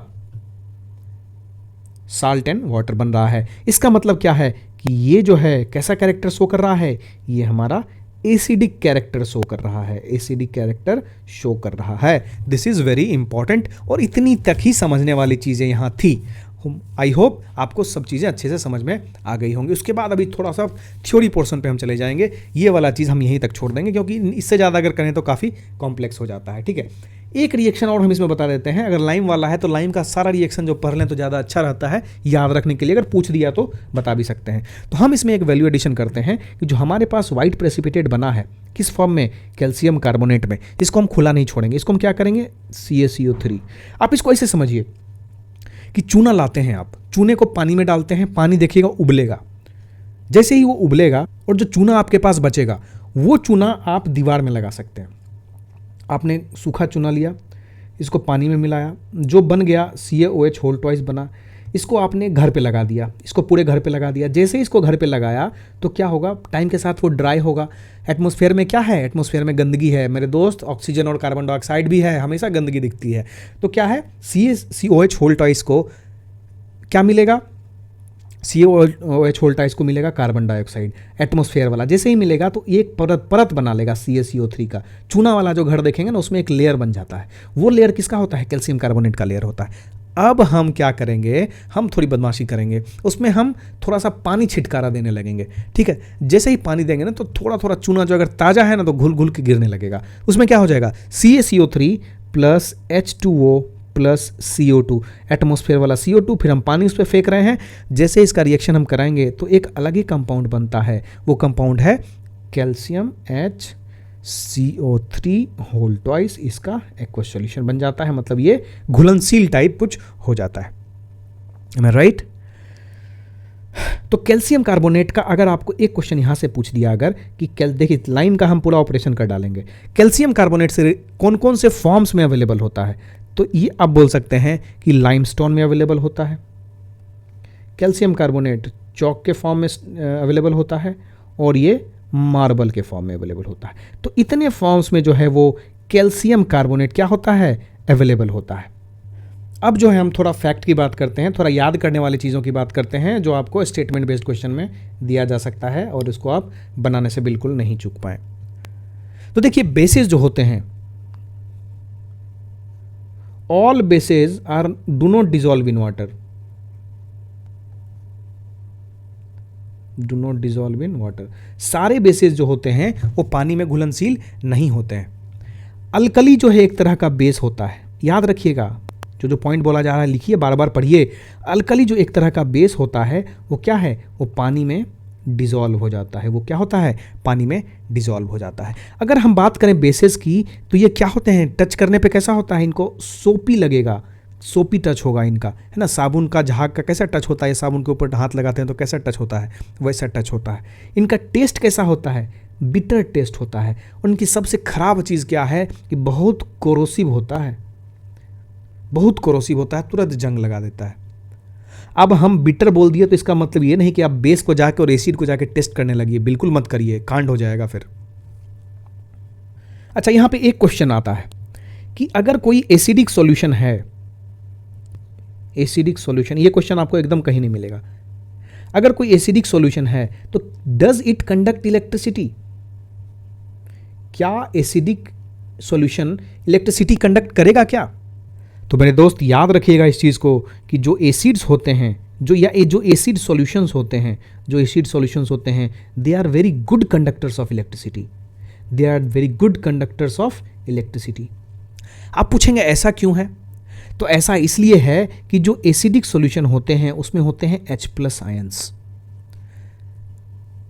वो H प्लस आयन जो है पानी में घुलने के बाद क्या होता है, जहां आयनिक होगा वो कंडक्शन करेगा। वहीं अगर आप देखेंगे ग्लूकोज सॉल्यूशन और अल्कोहल सॉल्यूशन अगर आप लें, तो ग्लूकोज और अल्कोहल सॉल्यूशन जो है they do not conduct electricity, do not conduct electricity. ये आप याद करके रख लीजिए कि कोई भी एसिडिक सॉल्यूशन है वो इलेक्ट्रिसिटी कंडक्ट करेगा, ग्लूकोज और अल्कोहल सॉल्यूशन इलेक्ट्रिसिटी कंडक्ट नहीं करेगा। ज़्यादा दिमाग नहीं लगाना है, कुछ चीज़ें याद करने लायक भी होनी चाहिए, ठीक है। अब एक सवाल उठता है कि क्या आपको ये समझना जरूरी है कि न्यूट्रलाइजेशन रिएक्शन कैसे होता है? बिल्कुल ज़रूरी नहीं है दोस्त। उसके अंदर की चीज़ें हैं कि H प्लस आयन इसका आएगा, OH माइनस उसका आएगा, दोनों मिलेगा, दोनों पानी बना लेगा, बाकी से रिएक्ट कर देगा एक दूसरे से।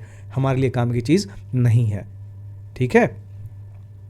एक सवाल और मैं यहाँ से पूछता हूँ कि आपसे अगर पूछा कि HCl है, HNO3 है, ये पानी में घोलने के बाद, ठीक है, पानी में घोलने के बाद एसिडिक कैरेक्टर शो करते हैं, लेकिन वहीं पे अगर हम अल्कोहल या ग्लूकोज ले लें तो वो एसिडिक कैरेक्टर शो नहीं करते हैं। Why is it like this? आप इसका आंसर हमारे कमेंट बॉक्स में देंगे, प्लीज मेक इट श्योर। इसका आंसर आप कमेंट बॉक्स में देंगे। एक दिन के बाद इसका आंसर मैं कमेंट बॉक्स में ही पिन कर दूंगा फिर, ठीक है। Please answer this in comment boxes. चलिए अगला क्वेश्चन, जो इस तरह के सवाल जिस तरह 68वीं में आया है उससे रिलेटेड मैं सवाल आपको पूछ रहा हूं। इस तरह के सवाल आ सकते हैं।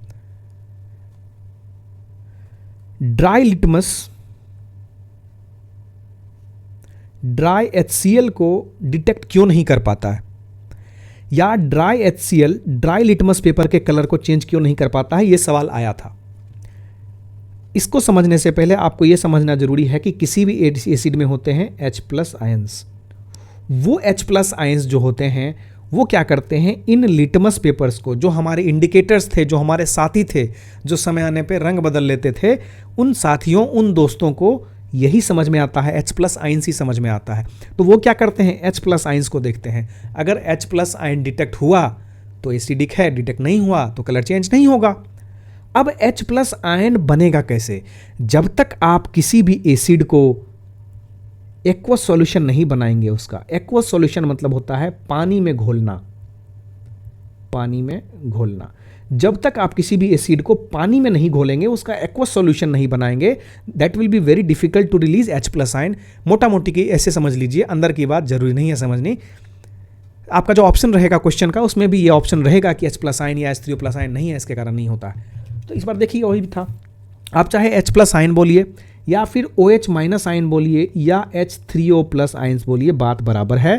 तो H3O प्लस आयन्स या H प्लस आयन्स प्रोड्यूस नहीं होंगे। उसके कारण क्या है, जो लिटमस पेपर है, जो ड्राई लिटमस है, वो ड्राई HCl को की वजह से कलर चेंज नहीं कर पाएगा।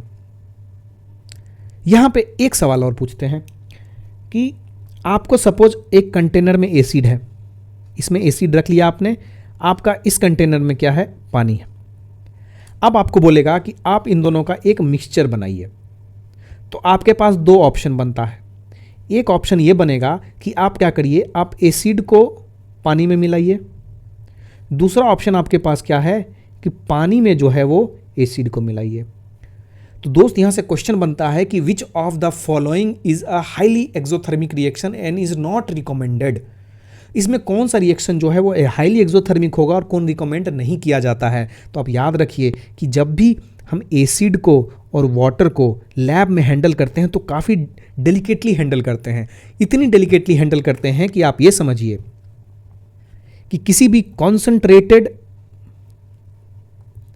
एसिडिक सॉल्यूशन है अगर आपके पास, तो उसमें हम पानी नहीं डालते हैं। अगर पानी डालेंगे तो क्या होगा, धमाका हो जाएगा, बहुत ह्यूज ब्लास्ट होगा और बर्नआउट हो जाएगा, एसिड बाहर आ जाएगा, आग लगने का चांस है, आपके स्किन डैमेज हो जाएगी, आपके कपड़े डैमेज हो जाएंगे।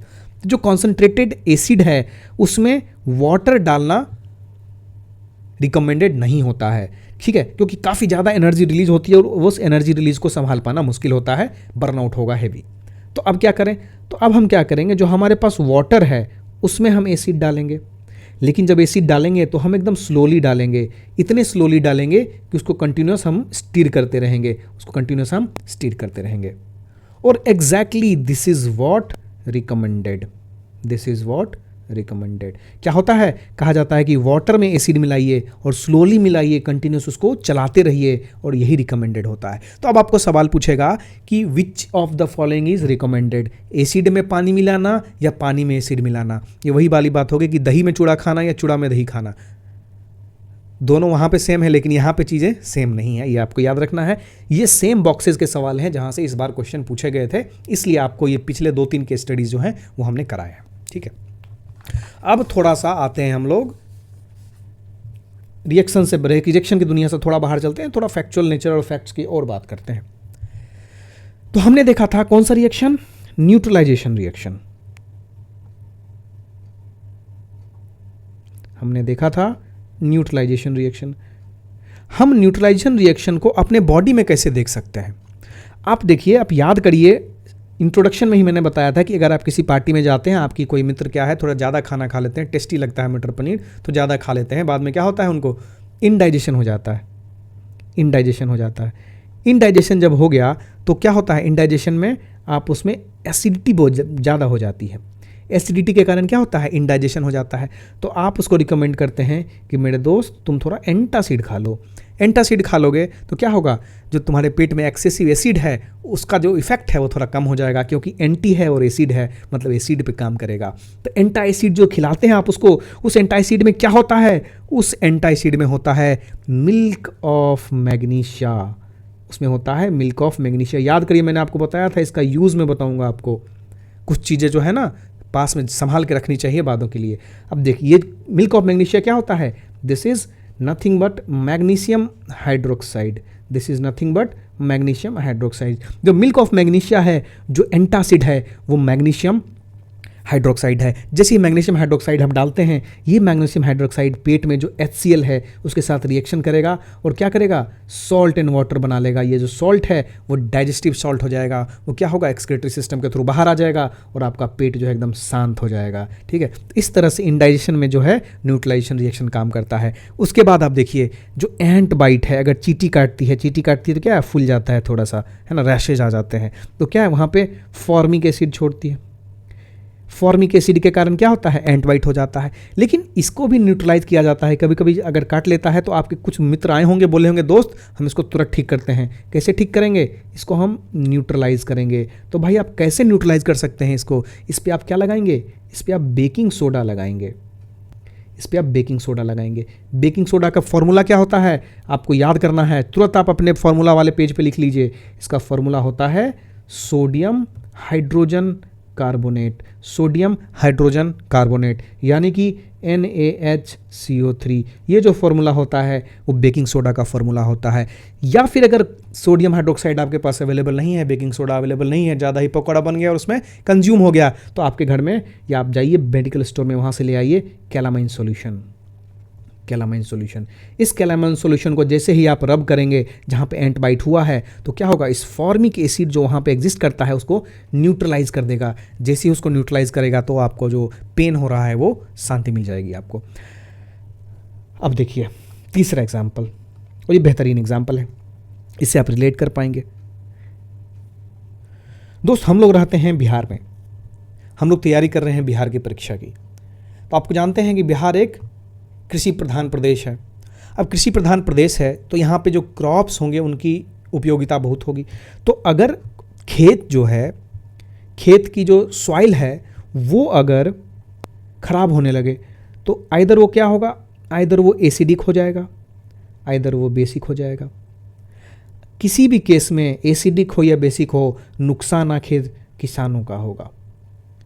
तो फार्मर्स क्या करेंगे, विनती करेंगे जो साइंस के विद्यार्थी हैं उनको कि भाई साहब मेरी खेत जो है एसिडिक हो गई है, आप कुछ करिए। उनको नहीं पता चलेगा एसिडिक, उनको बस लगेगा कि क्या हो गया है। तो एसिडिक क्यों टर्न होता है, तो ज़्यादा अगर फर्टिलाइजर्स यूज़ करते हैं, फर्टिलाइजर्स के यूज़ को अगर हम एक्सेस कर देते हैं तो क्या है, खेत जो है वो एसिडिक हो जाता है। तो जब एसिडिक हो जाता है तो उसमें प्लांट ग्रो नहीं होते हैं और वो बर्बाद हो जाता है। तो उस एसिड के कैरेक्टर को न्यूट्रलाइज करने के लिए हम लोग वहाँ एक पदार्थ यूज़ करते हैं, हम लोग यहाँ एक चीज़ यूज़ करते हैं, जो हमारा फेवरेट है, जो बीपीएससी का फेवरेट है, क्या है वो हम यूज़ करते हैं क्विकलाइम। अब समझ में आया क्यों बीपीएससी का फेवरेट है। हम वहाँ क्विकलाइम यूज़ करते हैं। क्विकलाइम किसको बोलते हैं? जैसे हम CaO में हम लोग पानी पास कराए तो क्या बन जाता है? CaOH होल ट्वाइस बन जाता है। ये CaOH होल ट्वाइस जो है, इसका रिएक्शन हम कराते हैं किसके साथ? सॉइल के साथ। कौन से सॉइल के साथ? एसिडिक सॉइल के साथ। तो वो क्या करता है? उसको न्यूट्रलाइज कर देता है, उसके एसिडिक इफेक्ट को न्यूट्रलाइज कर देता है, और हमको जो मिलता है वो क्या मिलता है? वो कंप्लीटली न्यूट्रल सॉइल मिलता है, जहाँ पे क्रॉप्स को उगाना काफ़ी आसान होता है। तो दोस्त, अगर हमारे पास सॉइल जो है वो बेसिक इन नेचर हो गया तो हम क्या करेंगे? इसके लिए भी सॉल्यूशन है हमारे पास। ज्ञान के विद्यार्थी, हमको सब कुछ पता है। हम क्या करेंगे? हम कुछ कंपोस्ट ऐड करेंगे उसमें। जैसे ही हम कंपोस्ट ऐड करेंगे तो कंपोस्ट की खासियत होती है, ये क्या है? कुछ एसिड रिलीज करते हैं। जो एसिड रिलीज करते हैं ये एसिड क्या करेंगे? जो आपके बेसिक नेचर ऑफ सॉइल के कंपोनेंट हैं उनके साथ रिएक्शन करके उनको न्यूट्रलाइज कर देंगे। तो जो अगर एसिडिक है तो वहाँ पे हम क्या यूज़ करेंगे? वहाँ पे हम CaOH होल ट्वाइस यानी क्विकलाइम यूज़ करेंगे। सॉइल अगर बेसिक हो गया तो वहाँ पे हम कंपोस्ट ऐड करेंगे। तो क्या होगा? जो एसिड निकलेगा कंपोस्ट से वो न्यूट्रलाइज कर देगा सॉइल को, और बेसिक सॉइल जो है वो कंप्लीट न्यूट्रलाइज हो जाएगा। या फिर अगर एसिडिक की बात करें तो वो न्यूट्रलाइज हो जाएगा कैसे? क्विकलाइम ऐड करने से। ठीक है, क्विकलाइम से क्या बनेगा? क्विकलाइम से बनेगा आपका CaOH होल ट्वाइस, वो रिएक्शन करेगा एसिड से और आपका हो जाएगा सब कुछ न्यूट्रलाइज। चलिए, न्यूट्रलाइजेशन का खेल कर रहे थे हम लोग, तो इसी न्यूट्रलाइजेशन के खेल में याद करिए, आपके हमने एक दोस्त की चर्चा की थी, जो दोस्त रंग बदलते थे। तो उनका नाम हमने रखा था, उनका क्या नाम रखा था हमने? उनका नाम रखा था हमने इंडिकेटर्स। इंडिकेटर्स ऐसे चीज़ होते हैं, ऐसे सब्सटेंसेस होते हैं जो एसिडिक और बेसिक कैरेक्टर देख के अपना कैरेक्टर चेंज कर लेते हैं, अपना कलर चेंज कर लेते हैं। लेकिन सिर्फ कलर चेंज करने वाले नहीं होते, दुनिया में और भी तरह के बुरे लोग होते हैं। वो क्या करते हैं? अपना स्मेल चेंज कर लेते हैं, अपना ओडोर चेंज कर लेते हैं, अपना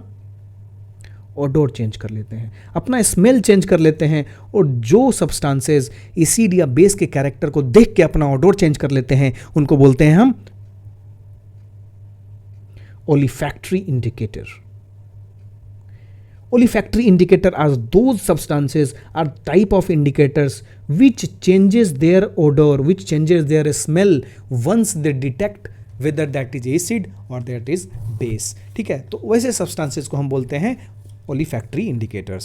ठीक है, अब मेरे हिसाब से तो आप लोग एसिड बेस साल्ट में तो काफ़ी होशियार हो गए होंगे। एक सिंपल सवाल मैं आपसे पूछता हूँ, आपके घर में कर्ड रखाता है, दही को आप फ्रिज में भी रख देते हैं, लेकिन आप बताइए क्या आप उसको कॉपर के बर्तन में या ब्रास के बर्तन में रखते हैं क्या? याद करिए, पता नहीं है तो मम्मी से पूछिए। आप देखिएगा, आप पूछिएगा, अगर पता लगेगा आपको कि आप नहीं रखते हैं इसमें, क्योंकि अगर आप रखते हैं तो आप देखेंगे आप इसके कंटिन्यूस यूज से ना, जब भी आप खाएंगे आपका डाइजेशन बिगड़ जाएगा, आपका डाइजेशन डिस्टर्ब हो जाएगा, आपको पता नहीं लगेगा हो क्या रहा है। तो दोस्त, आप जो कंटेनर में रख रहे हैं कॉपर या ब्रास, ये क्या हैं? ये मेटल्स हैं। मेटल्स का रिएक्शन आप किसके साथ करा रहे हैं? एसिड के साथ करा रहे हैं। याद करिए पुराना वाला रिएक्शन, सबसे पहला वाला रिएक्शन, जब हमने क्या कराया था? मेटल्स का रिएक्शन कराया था किसके साथ? एसिड के साथ। जब मेटल का रिएक्शन हम एसिड के साथ कराते हैं, क्या बनता है? उसके बाद बनता है सॉल्ट, और क्या रिलीज होता है? Hydrogen gas. लेकिन दोस्त, जो मेटल का है तो मेटल सिर्फ मेटल में तो एग्जिस्ट करेगा नहीं, हम ये भी जानते हैं कि वो क्या हो जाएगा? Metal will get convert into its metal oxide. अब ये मेटल ऑक्साइड जब हम रिएक्शन करेगा एसिड से, अगेन साल्ट बनाएगा, है ना? इसके साथ क्या करेगा? वो पानी रिलीज करेगा। तो जो कॉपर या ब्रास में जो मेटल ऑक्साइड्स बनेंगे, कॉपर ऑक्साइड्स बनेंगे, जो ब्रास के ऑक्साइड्स बनेंगे, उस ऑक्साइड का रिएक्शन जैसे ही एसिड से कराएंगे, हम जानते हैं मेटल ऑक्साइड क्या होता है? बेसिक इन नेचर होता है। ये बेसिक इन नेचर होता है, जो लैक्टिक एसिड का एसिड है, ये दोनों रिएक्शन करेगा। जैसे ये रिएक्शन करेगा तो कुछ बनाएगा सॉल्ट और कुछ बनाएगा वाटर। तो एक चीज़ और याद करिए मेरे दोस्त, कि जो साल्ट बनाएगा, हमने ये भी बताया था कि all salts that are produced are not always eatable. कभी कभी क्या होते हैं? पॉइजनस भी नेचर होते हैं। अगर ये सॉल्ट जो है अगर टॉक्सिक नेचर का बन गया तो क्या करेगा? आपके डाइजेशन को डिस्टर्ब करेगा। समझ रहे हैं किस तरह से अपना साइंस आप घर की दही में भी लगा रहे हैं? तो ये चीज़ इंपॉर्टेंट था। अब हम देखते हैं कि एसिड या बेस का रिएक्शन हम कराते हैं एसिड या बेस का रिएक्शन जब कराते हैं किसके साथ, पानी के साथ, या उसको हम डिजॉल्व जब करते हैं पानी में, जब पानी में हम उसको डिजॉल्व करते हैं तो ये रिएक्शन कौन सा होता है, एक्सोथर्मिक होता है या एंडोथर्मिक होता है। अब याद करिए, ये रिएक्शंस जो होते हैं वो एक्सोथर्मिक होते हैं, एंडोथर्मिक नहीं होते हैं। एक्सोथर्मिक ऐसे रिएक्शंस होते हैं जिसमें एनर्जी रिलीज होती है, एंडोथर्मिक ऐसे रिएक्शंस होते हैं जिसमें एनर्जी यूटिलाइज होती है, जिसमें एनर्जी यूज होती है रिएक्शन में, लेकिन एक्सोथर्मिक रिएक्शन में एनर्जी रिलीज होती है, एनर्जी निकलती है हीट के फॉर्म में, चाहे गैस के फॉर्म में, कैसे भी निकले, राइट। चलिए, वेरी गुड। तो इतना हमने फिनिश कर लिया। अब याद करिए, हमने जब प्रीवियस ईयर क्वेश्चन बताया था आपको, तो उसमें हमने बताया था कि एक टॉपिक बहुत इंपॉर्टेंट हमारे लिए पीएच है। ठीक है, पीएच इज़ वेरी इंपॉर्टेंट। क्या है भैया पीएच? तो पीएच एक स्केल है, आपके घर में एक स्केल होगा 15 सेंटीमीटर वाला, 15 सेंटीमीटर यहाँ लिखा हुआ होगा, यहाँ 0 होगा। कोई लोग होंगे ज़्यादा होशियार, तो उनके घर 30 सेंटीमीटर वाला स्केल होगा, है ना, 30 सेंटीमीटर। ये स्केल क्या करता है? ये स्केल आप जो लंबाई खींचते हैं कागज पे, उसको मेज़र करने का काम करता है, उसको मेज़र करने का काम करता है ये स्केल। लेकिन कभी कभी क्या होता है कि ये स्केल जो है आपको हर जगह यूज़ नहीं चलेगा ना। आप पानी के क्वांटिटी को इससे कैसे मेज़र करेंगे? तो हर जगह हर चीज़ें नहीं चल सकती हैं। ये एक एग्जांपल मैंने दिया कि अगर आपको लेंथ की कोई चीज़ है आपके पास, उसको मेज़र करना है तो आप इन स्केल से मेज़र कर सकते हैं। लेकिन अगर आपके पास क्या है, हम बात कर रहे हैं एसिड बेस की दोस्त, तो वही मेज़र करेंगे ना। तो एसिड बेस का स्ट्रेंथ क्या है, स्ट्रेंथ क्या है? अब जब हम स्ट्रेंथ की बात करते हैं तो थोड़ा सा 2 मिनट के लिए डिस्कस कर लेते हैं, या चलिए ठीक है, जब पीएच स्केल डिस्कस करके इसको समझाएंगे तो ज़्यादा समझ में आएगा। तो हम स्ट्रेंथ की अगर बात करते हैं कि एसिड या बेस कितना ज़्यादा स्ट्रॉन्ग है, यानी कि कितना ज़्यादा वो एसिडिक है या कितना ज़्यादा बेसिक है, वो कैसे डिटरमाइन होगा? वो हम डिटरमाइन करते हैं पीएच स्केल से, वो हम डिटरमाइन करते हैं पीएच स्केल से। पीएच स्केल जो होता है वो क्या होता है? वो लॉगरिथमिक स्केल होता है, लॉगरिथमिक स्केल होता है। आप लोगों में से काफ़ी लोगों ने लॉग पढ़ा होगा, लॉग टेबल वगैरह देखा होगा 10वीं तक या 11वीं में, कहीं तो पढ़ा होगा लॉग को। लेकिन मैं बोलता हूँ बिना लॉग पढ़े मैं आपको पीएच के सवाल बनवा दूंगा। बस आपको कंसेप्ट समझना है कि कैसे बनाया जा रहा है, ट्रिक समझना है। तो हम इसमें कोई भी टेक्निकल चर्चा नहीं करेंगे जो आपको ज़्यादा परेशान करे, हम इसमें लॉगरिथमिक की चर्चा ही नहीं करेंगे। आप इतना बस समझ लीजिए कि जो पीएच स्केल होता है वो लॉगरिथमिक स्केल पे बेस होता है, ठीक है। तो जो पीएच है, पीएच में पी जो होता है, पी का मतलब होता है पोटेंज, पोटेंज का मतलब होता है पावर। कोई भी एसिड या बेस में कितना पावर है वो कौन बताता है? वो पीएच बताता है। तो भाई जैसे 0 से 15 का स्केल था, इसका भी तो कुछ स्केल होना चाहिए ना, बिल्कुल स्केल होगा। तो इसका जो स्केल होता है इस तरह होता है, मैक्सिमम 14, मिनिमम 0, बीच में जो होगा इसका वो हो जाएगा 7। तो ये वाला पोर्शन जो स्टार्टिंग वाला जो पोर्शन है इसको हम क्या बोलेंगे? इधर वाला पोर्शन को हम बोलेंगे एसिडिक, इधर वाले पोर्शन को हम बोलेंगे बेसिक। जितना 0 के करीब जाएगा उतना ज़्यादा एसिडिक होगा, जितना 14 के करीब जाएगा उतना ज़्यादा बेसिक होगा, जितना 7 के नज़दीक आएगा उतना न्यूट्रल ज़्यादा होता जाएगा। अगेन आई विल रिपीट, कोई भी सब्सटेंस 0 के करीब जितना जाएगा उतना ज़्यादा एसिडिक होता जाएगा, 14 के करीब जितना जाएगा उतना ज़्यादा वो बेसिक होता जाएगा, ठीक है।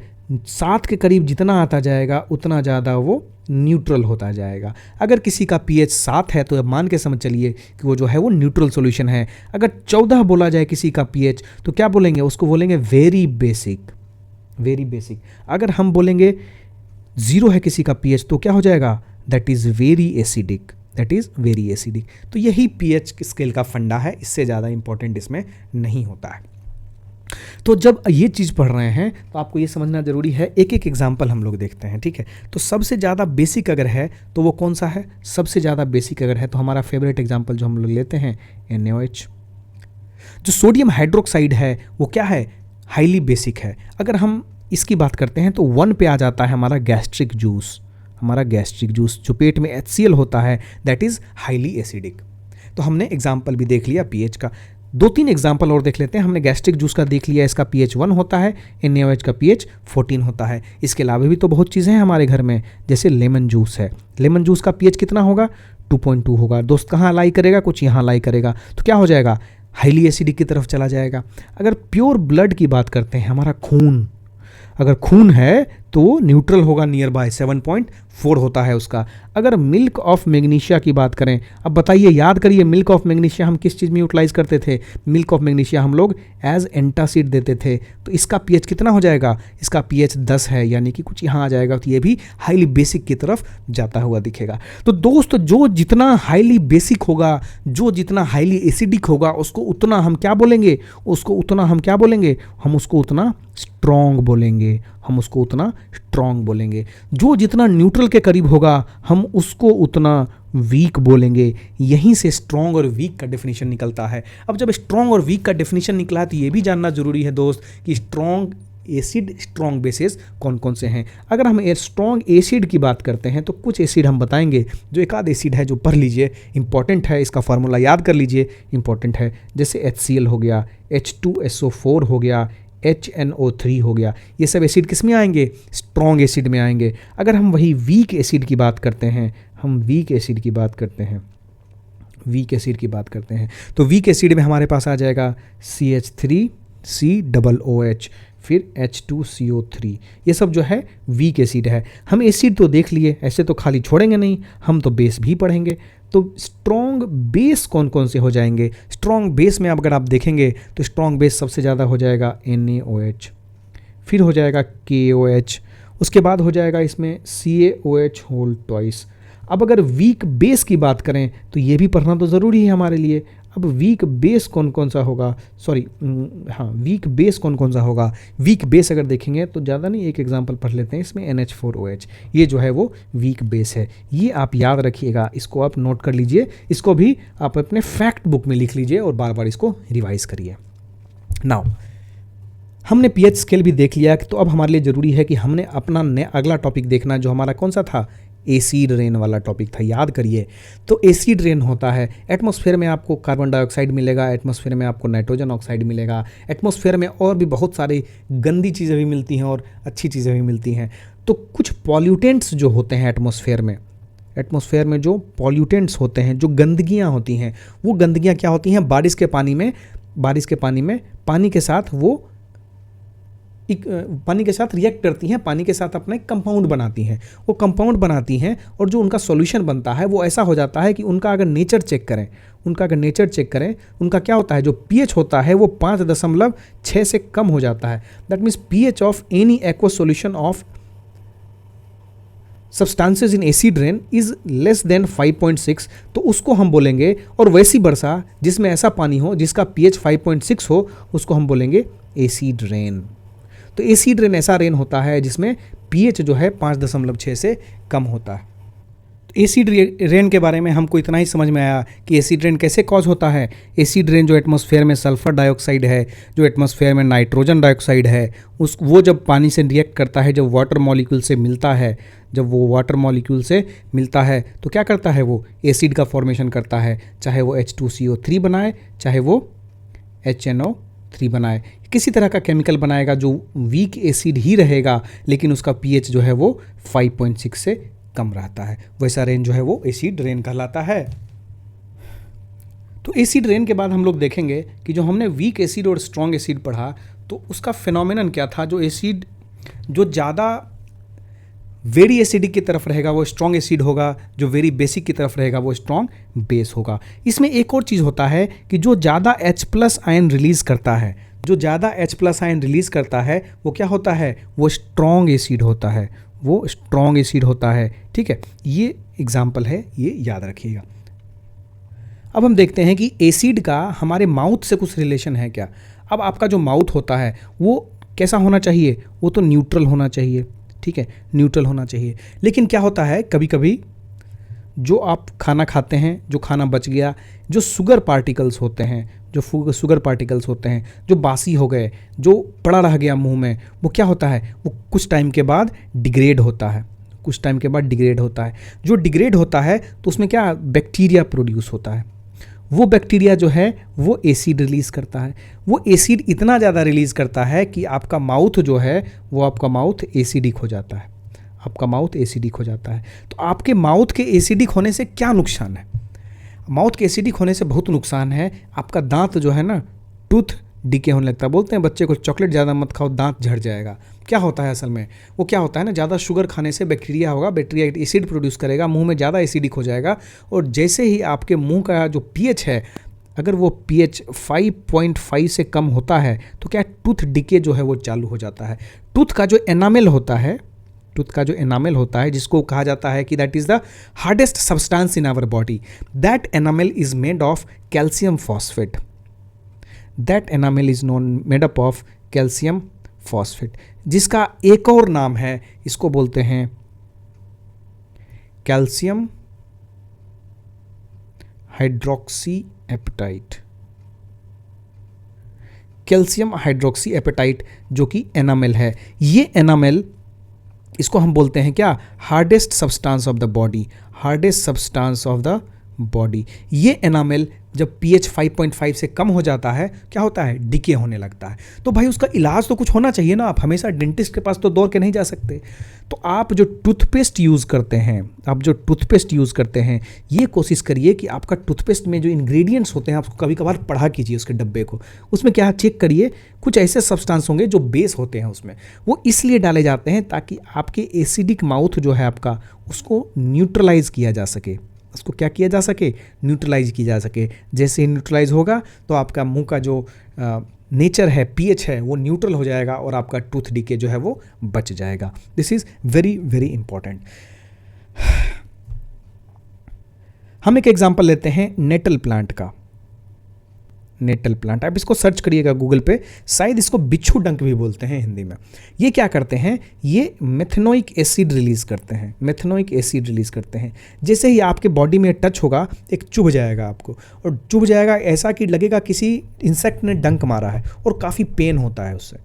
तो बाद में क्या करते हैं, हम उसको रिलीव करने के लिए हम कोई एक बेस लगाते हैं, बेस से इसके एक्शन को न्यूट्रलाइज करते हैं। तो जो नेटल प्लांट है वो मेथनोइक एसिड रिलीज करता है, ये इंपॉर्टेंट था बताने लायक। अब हमारा अगला इंपॉर्टेंट जो है वो है विनेगर। विनेगर में क्या होता है, एसिटिक एसिड होता है। आपका काम क्या रहेगा कि आप कमेंट बॉक्स में एसिडिक एसिड का फॉर्मूला लिखेंगे। देखिए 3-4 क्वेश्चन पूछ चुके हैं, हम देखेंगे आप कितना जवाब देते हैं। ऑरेंज में क्या होगा, साइट्रिक एसिड बता चुके हैं आपको। टोमेटो में कौन सा एसिड होगा, ऑक्सैलिक एसिड होगा।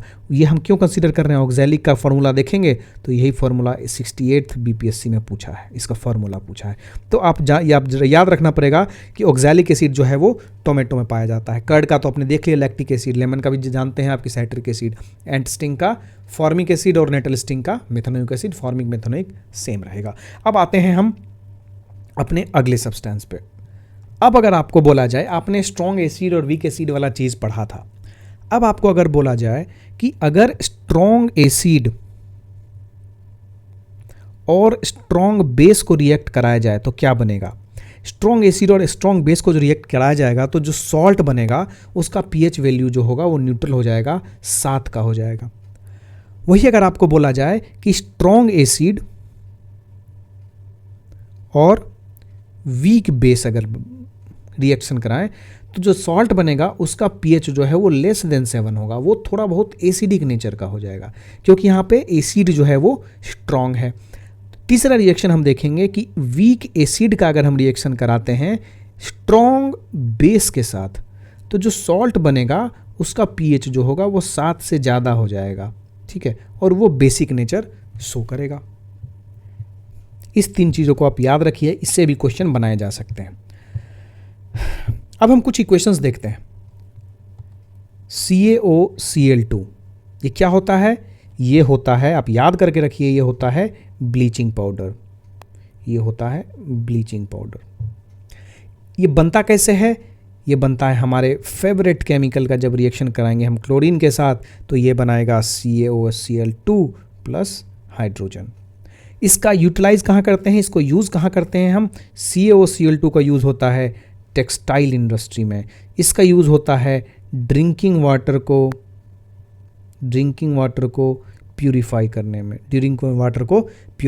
में, इसका और भी यूज़ होता है एज द ऑक्सीडाइजिंग एजेंट। तो जो ब्लीचिंग पाउडर है इसके इतने सारे यूजेस हैं। अगला है हमारा baking soda. Baking soda. Baking soda का फॉर्मूला क्या होता है? बेकिंग सोडा को हम लोग किससे इंडिकेट करते हैं? उसको हम इंडिकेट करते हैं NaHCO3 से। सोडियम हाइड्रोजन कार्बोनेट जो होता है वो बेकिंग सोडा होता है। इसका सबसे ज़्यादा यूज़ कहाँ होता है? हमारे आपके घर के किचन में होता है। किसको बनाने में? पकौड़ा बनाने में, और क्या करने में? ब्रेड को बेक करने में। ठीक है, फास्टर कुकिंग करता है ये। ठीक है, इसका केमिकल नेम जो होता है sodium hydrogen carbonate. Sodium hydrogen carbonate होता है। इसको हम नॉन कोरोसिव बेसिक सॉल्ट भी बोलते हैं। नॉन कोरोसिव बेसिक सॉल्ट भी बोलते हैं। इसका सबसे ज़्यादा यूज़, सबसे प्रोडक्टिव यूज़ जो होता है वो किचन में तो होता ही है, और सबसे जो बढ़िया यूज़ जो है वो होता है सोडा एसिड फायर एक्सटिंग्विशर में। ठीक है, तो इतनी हमने देखा बेकिंग सोडा के यूजेस। अब आते हैं हम एक और सोडा जो इम्पोर्टेंट है, जो हमारे आजकल हमारी नज़र में रहता है, वो है वॉशिंग सोडा। वॉशिंग सोडा क्या होता है? वॉशिंग सोडा का फॉर्मूला जो होता है Na2CO3.10H2O। आप पूछेंगे कि ये 10H2O क्या है? ये 10H2O जो है इसको बोलते हैं क्रिस्टल्स ऑफ वाटर। ठीक है, इसका यूज़ कहाँ होता है वॉशिंग सोडा का? इसका यूज़ होता है ग्लास बनाने में, इसका यूज़ होता है पेपर इंडस्ट्री में, बोरेक्स इंडस्ट्री में यूज़ होता है। इसको हम एज अ क्लीनिंग एजेंट भी यूज़ करते हैं। इसको हम कभी कभी क्या है परमानेंट हार्डनेस को रिमूव करने के लिए भी यूज़ करते हैं। तो दोस्त जो 5H2O 10H2O जो चीज़ था उसको हम क्या बोलते हैं? They are the crystals of water. यही क्रिस्टल ऑफ वाटर रिमूव हो जाता है कब? जब हम उसको हीट करते हैं चीज़ों को, तो जो वाटर का क्रिस्टल है वो क्या होता है? रिमूव होता है। तो याद करिए क्रिस्टल वाला चीज़ और कहीं आपको दिखा होगा, वो दिखा होगा CuSO4.5H2O में, जिसको हम क्या बोलते हैं? इसको बोलते हैं ब्लू विट्रॉल। तो ये जो 5H2O है ये है क्रिस्टल ऑफ वाटर। तो हम क्या करेंगे? इसको हीट करेंगे। विज्ञान के विद्यार्थी हैं, चुप तो बैठेंगे नहीं। CuSO4.5H2O को हीट कर दिए हम। जैसे ही इसको हीट किए तो क्या होता है? ये CuSO4 में बदल जाता है। इसका वाटर जो है ये ड्राई हो जाता है। ये ब्लू है, लेकिन अब जो इसका कलर है ये वाइट में कन्वर्ट हो जाता है। लेकिन हम फिर शांत नहीं बैठेंगे, हम क्या करेंगे? इसको मॉइस्चर के साथ इसको रिएक्ट कराएंगे, मॉइस्चर के साथ थोड़ा इसको प्रेजेंस देंगे, तो क्या होगा? ये फिर से वापस CuSO4.5H2O में बदल जाएगा, जिसका कलर क्या हो जाएगा? ब्लू हो जाएगा। इसी तरह से हमारे साथ एक और एग्जाम्पल है, बहुत बढ़िया एग्जाम्पल है, वह है जिप्सम का। जिप्सम का फॉर्मूला आपको पता होना चाहिए, होता है CaSO4.2H2O। ये जो है ये जिप्सम का फॉर्मूला है। इसमें जो दो मॉलिक्यूल है, there are two molecules of water in it. जैसे ही हम इसको हीट करते हैं, जैसे हम इसको हीट करेंगे क्या होगा? इससे वाटर मॉलिक्यूल जो है वो ड्राई आउट हो जाएगा। जैसे ही वाटर मॉलिक्यूल ड्राई आउट हो जाएगा तो ये एक नया केमिकल बनेगा। उस केमिकल का नाम क्या है आपको पता है? उसका नाम होता है calcium sulphate hemihydrate. That is calcium sulphate hemihydrate, जिसको हम कैसे लिखते हैं? CaSO4.5H2O। जो CaSO4.5H2O है, इसको हम क्या बोलते हैं? इसको हम प्लास्टर ऑफ पेरिस भी बोलते हैं।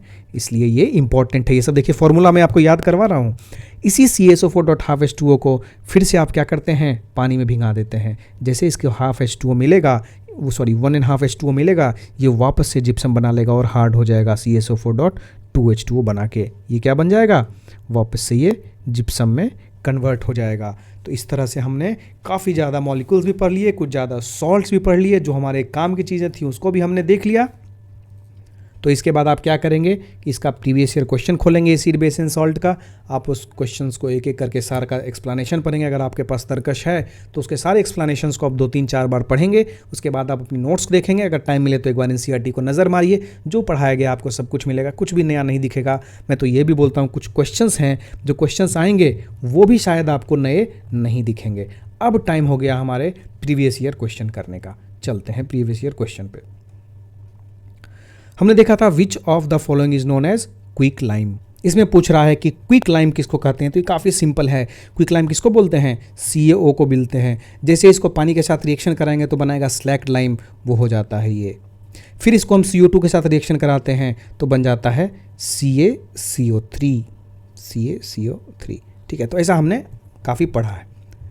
अगला सवाल है कि lime water is turned milky by. Lime water को मिल्की हम कैसे बनाते हैं, तो वही सवाल है, कौन सा है, CaO को CO2 जब हम डालते हैं क्या बन जाता है, CaOH होल ट्वाइस बन जाता है। लेकिन जो मिल्की वाटर है, जो हमारा लाइम वाटर है, वो है CaOH होल ट्वाइस। इसमें जब हम CO2 को मिलाते हैं साथ में तो क्या बना देता है, CaCO3, वो जो मिल्की हो जाता है। तो कौन सा होगा, आंसर जो हो जाएगा वो बी हो जाएगा। तीसरा क्वेश्चन है कि acid reacts with metal carbonates. ये क्वेश्चन हमने कितनी बार, आप कितने अच्छे से बताया इक्वेशन के साथ कि जब भी हम एसिड को मेटल कार्बोनेट के साथ रिएक्ट कराते हैं तो कौन सा गैस रिलीज होता है, उसमें कार्बन डाइऑक्साइड गैस रिलीज होता है। आप इक्वेशन जाके वापस से देखिएगा और इसके सारे इक्वेशंस आप याद रखिएगा। दैट इज़ वेरी इंपॉर्टेंट कि मेटल कार्बोनेट के साथ क्या है, मेटल हाइड्रोजन कार्बोनेट के साथ है और सिर्फ मेटल के साथ क्या है। ठीक है, अगला देखते हैं question, the pH value of water is. आपको पता है कि वाटर का पीएच वैल्यू कितना होगा, वो 7 हो जाएगा, because water is completely neutral. अब देखते हैं अगला क्वेश्चन। अगला क्वेश्चन भी यही है कि पीएच ऑफ द वाटर क्या होगा, वो हो जाएगा 7। विच of the following has pH value 7। इसमें से न्यूट्रल या पीएच वैल्यू 7 किसका है, तो हम देखेंगे कि न्यूट्रल सॉल्यूशन का तो होगा ही, प्योर वाटर का भी हो जाएगा। ठीक है, तो इसमें आंसर जो हो जाएगा मोर देन 1 यानी कि ई हो जाएगा आंसर इसका। You have been provided with 3 test tubes. ये क्वेश्चन मैंने कंसेप्चुअल कहा था लेकिन इसके बाद ईजी भी बोला था। इसका ये रीज़न है, इसका सिंपल है। देखिए उन्होंने क्या कहा कि एक बोतल में उन्होंने डिस्टिल वाटर लिया, एक में एसिड सॉल्यूशन लिया, तीसरे में बेस सॉल्यूशन लिया। अब बोलते हैं कि रेड लिटमस से ब्लू किस में बनेगा, तो आपको मैंने याद कराया था अनिल। अम्ल क्या करता है, नीला से लाल करता है, लेकिन लाल से नीला कौन करेगा, तो क्षार करेगा। क्षार क्या होता है, बेसिक होता है, तो बेस होगा। इसका आंसर क्या हो जाएगा, 41 का आंसर हो जाएगा A, that is base that will turn red litmus into blue. इसका आंसर मैंने आपको कंप्लीटली अच्छे से एक्सप्लेन किया है। वापस आप लेक्चर देखिए, आपको लेक्चर में पता लग गया होगा कि जो H3O+ आयन होते हैं, H+ आयन होते हैं, उसके कारण क्या होता है, वो चीज़ होता है। अब acid use in the car battery, this is very very easy and answer is D, sulphuric acid. Compounds of the acid rain, acid rain में कौन कौन से कंपाउंड्स पाए जाते हैं, तो इसका आंसर जो होना चाहिए वो H2SO4 और HNO3 दोनों होना चाहिए। विच of the following is present in the maximum amount in the, सबसे ज़्यादा कौन होता है। पहले तो पूछा क्या क्या होता है, उसके बाद पूछा सबसे ज़्यादा क्या क्या होता है, तो सबसे ज़्यादा जो होता है वो H2SO4 होता है, क्योंकि सल्फर डाइऑक्साइड ज़्यादा होता है। अब एसिड रेन में पूछ रहा है कि what are the causes of acid rain, तो अब याद रखिए कार्बन मोनोऑक्साइड एसिड रेन का नहीं होगा, वो कार्बन डाइऑक्साइड होता है। तो नाइट्रोजन ऑक्साइड होता ही है, सल्फर डाइऑक्साइड होता ही है। तो 2 और 4 आप देखिए कहाँ पे है, तो मेरे हिसाब से 46 का बी होना चाहिए आंसर, बिल्कुल सही। अब आगे चलते हैं, acid rain is caused by the pollution of the environment by, किस पोल्यूशन ऑफ द एनवायरनमेंट से होता है, तो आपको बार बार बताया गया है कि नाइट्रस ऑक्साइड और सल्फर डाइऑक्साइड के पॉल्यूशन से होता है। अगला क्वेश्चन आप देखेंगे, विच of the following acid does not contain oxygen. Nitric acid देखेंगे, सल्फ्यूरिक एसिड देखेंगे और HCl देखेंगे। तो आप इसमें अगर देखेंगे तो HCl है, इसमें ऑक्सीजन नहीं है, तो आंसर सी हो जाएगा। सिंपल फार्मूला पे बेस्ड सवाल है, आराम से किया जा सकता था। विनेगर का फार्मूला एसिटिक एसिड होता है, कितनी बार बताया आपको। इसका भी आप देखिए, तो आप पूछ लिया कि विनेगर के अंदर बताओ कि भाई साहब क्या होता है, तो विनेगर के अंदर याद कर लीजिए कि 5 से 8% जो होता है that is acetic acid in water. Now odor of the acetic acid resembles that of the vinegar। Acetic acid मतलब विनेगर, ज़्यादा दिमाग लगाना नहीं है इसमें। Which acid is described as this, इसका आंसर जो है ऑक्सैलिक एसिड होगा। आपका ये काम है कि जितने भी एसिड यहाँ दिए हुए हैं सब का फॉर्मूला आप निकालिए, खोजिए, ढूंढिए और अपने किताब में लिखिए, कॉपी में लिखिए और बार बार उसको रिवाइज करिए। ये क्वेश्चन जो है मैं आपके लिए छोड़ रहा हूँ because this question is assignment question. Please solve it and give your answer in the comment box. Comment box में इसका आंसर जरूर लिखिएगा, बिकॉज फिर हम क्या करेंगे, इसका आंसर पिन कर देंगे 1-2 दिन के बाद, not as of now. I want to see कि आपको कितना हमारे लेक्चर से फ़ायदा हुआ है। Please do this. मिलते हैं अगले लेक्चर में नए टॉपिक के साथ, नए विगर के साथ, but do revise this things after completing it on YouTube. Thank you.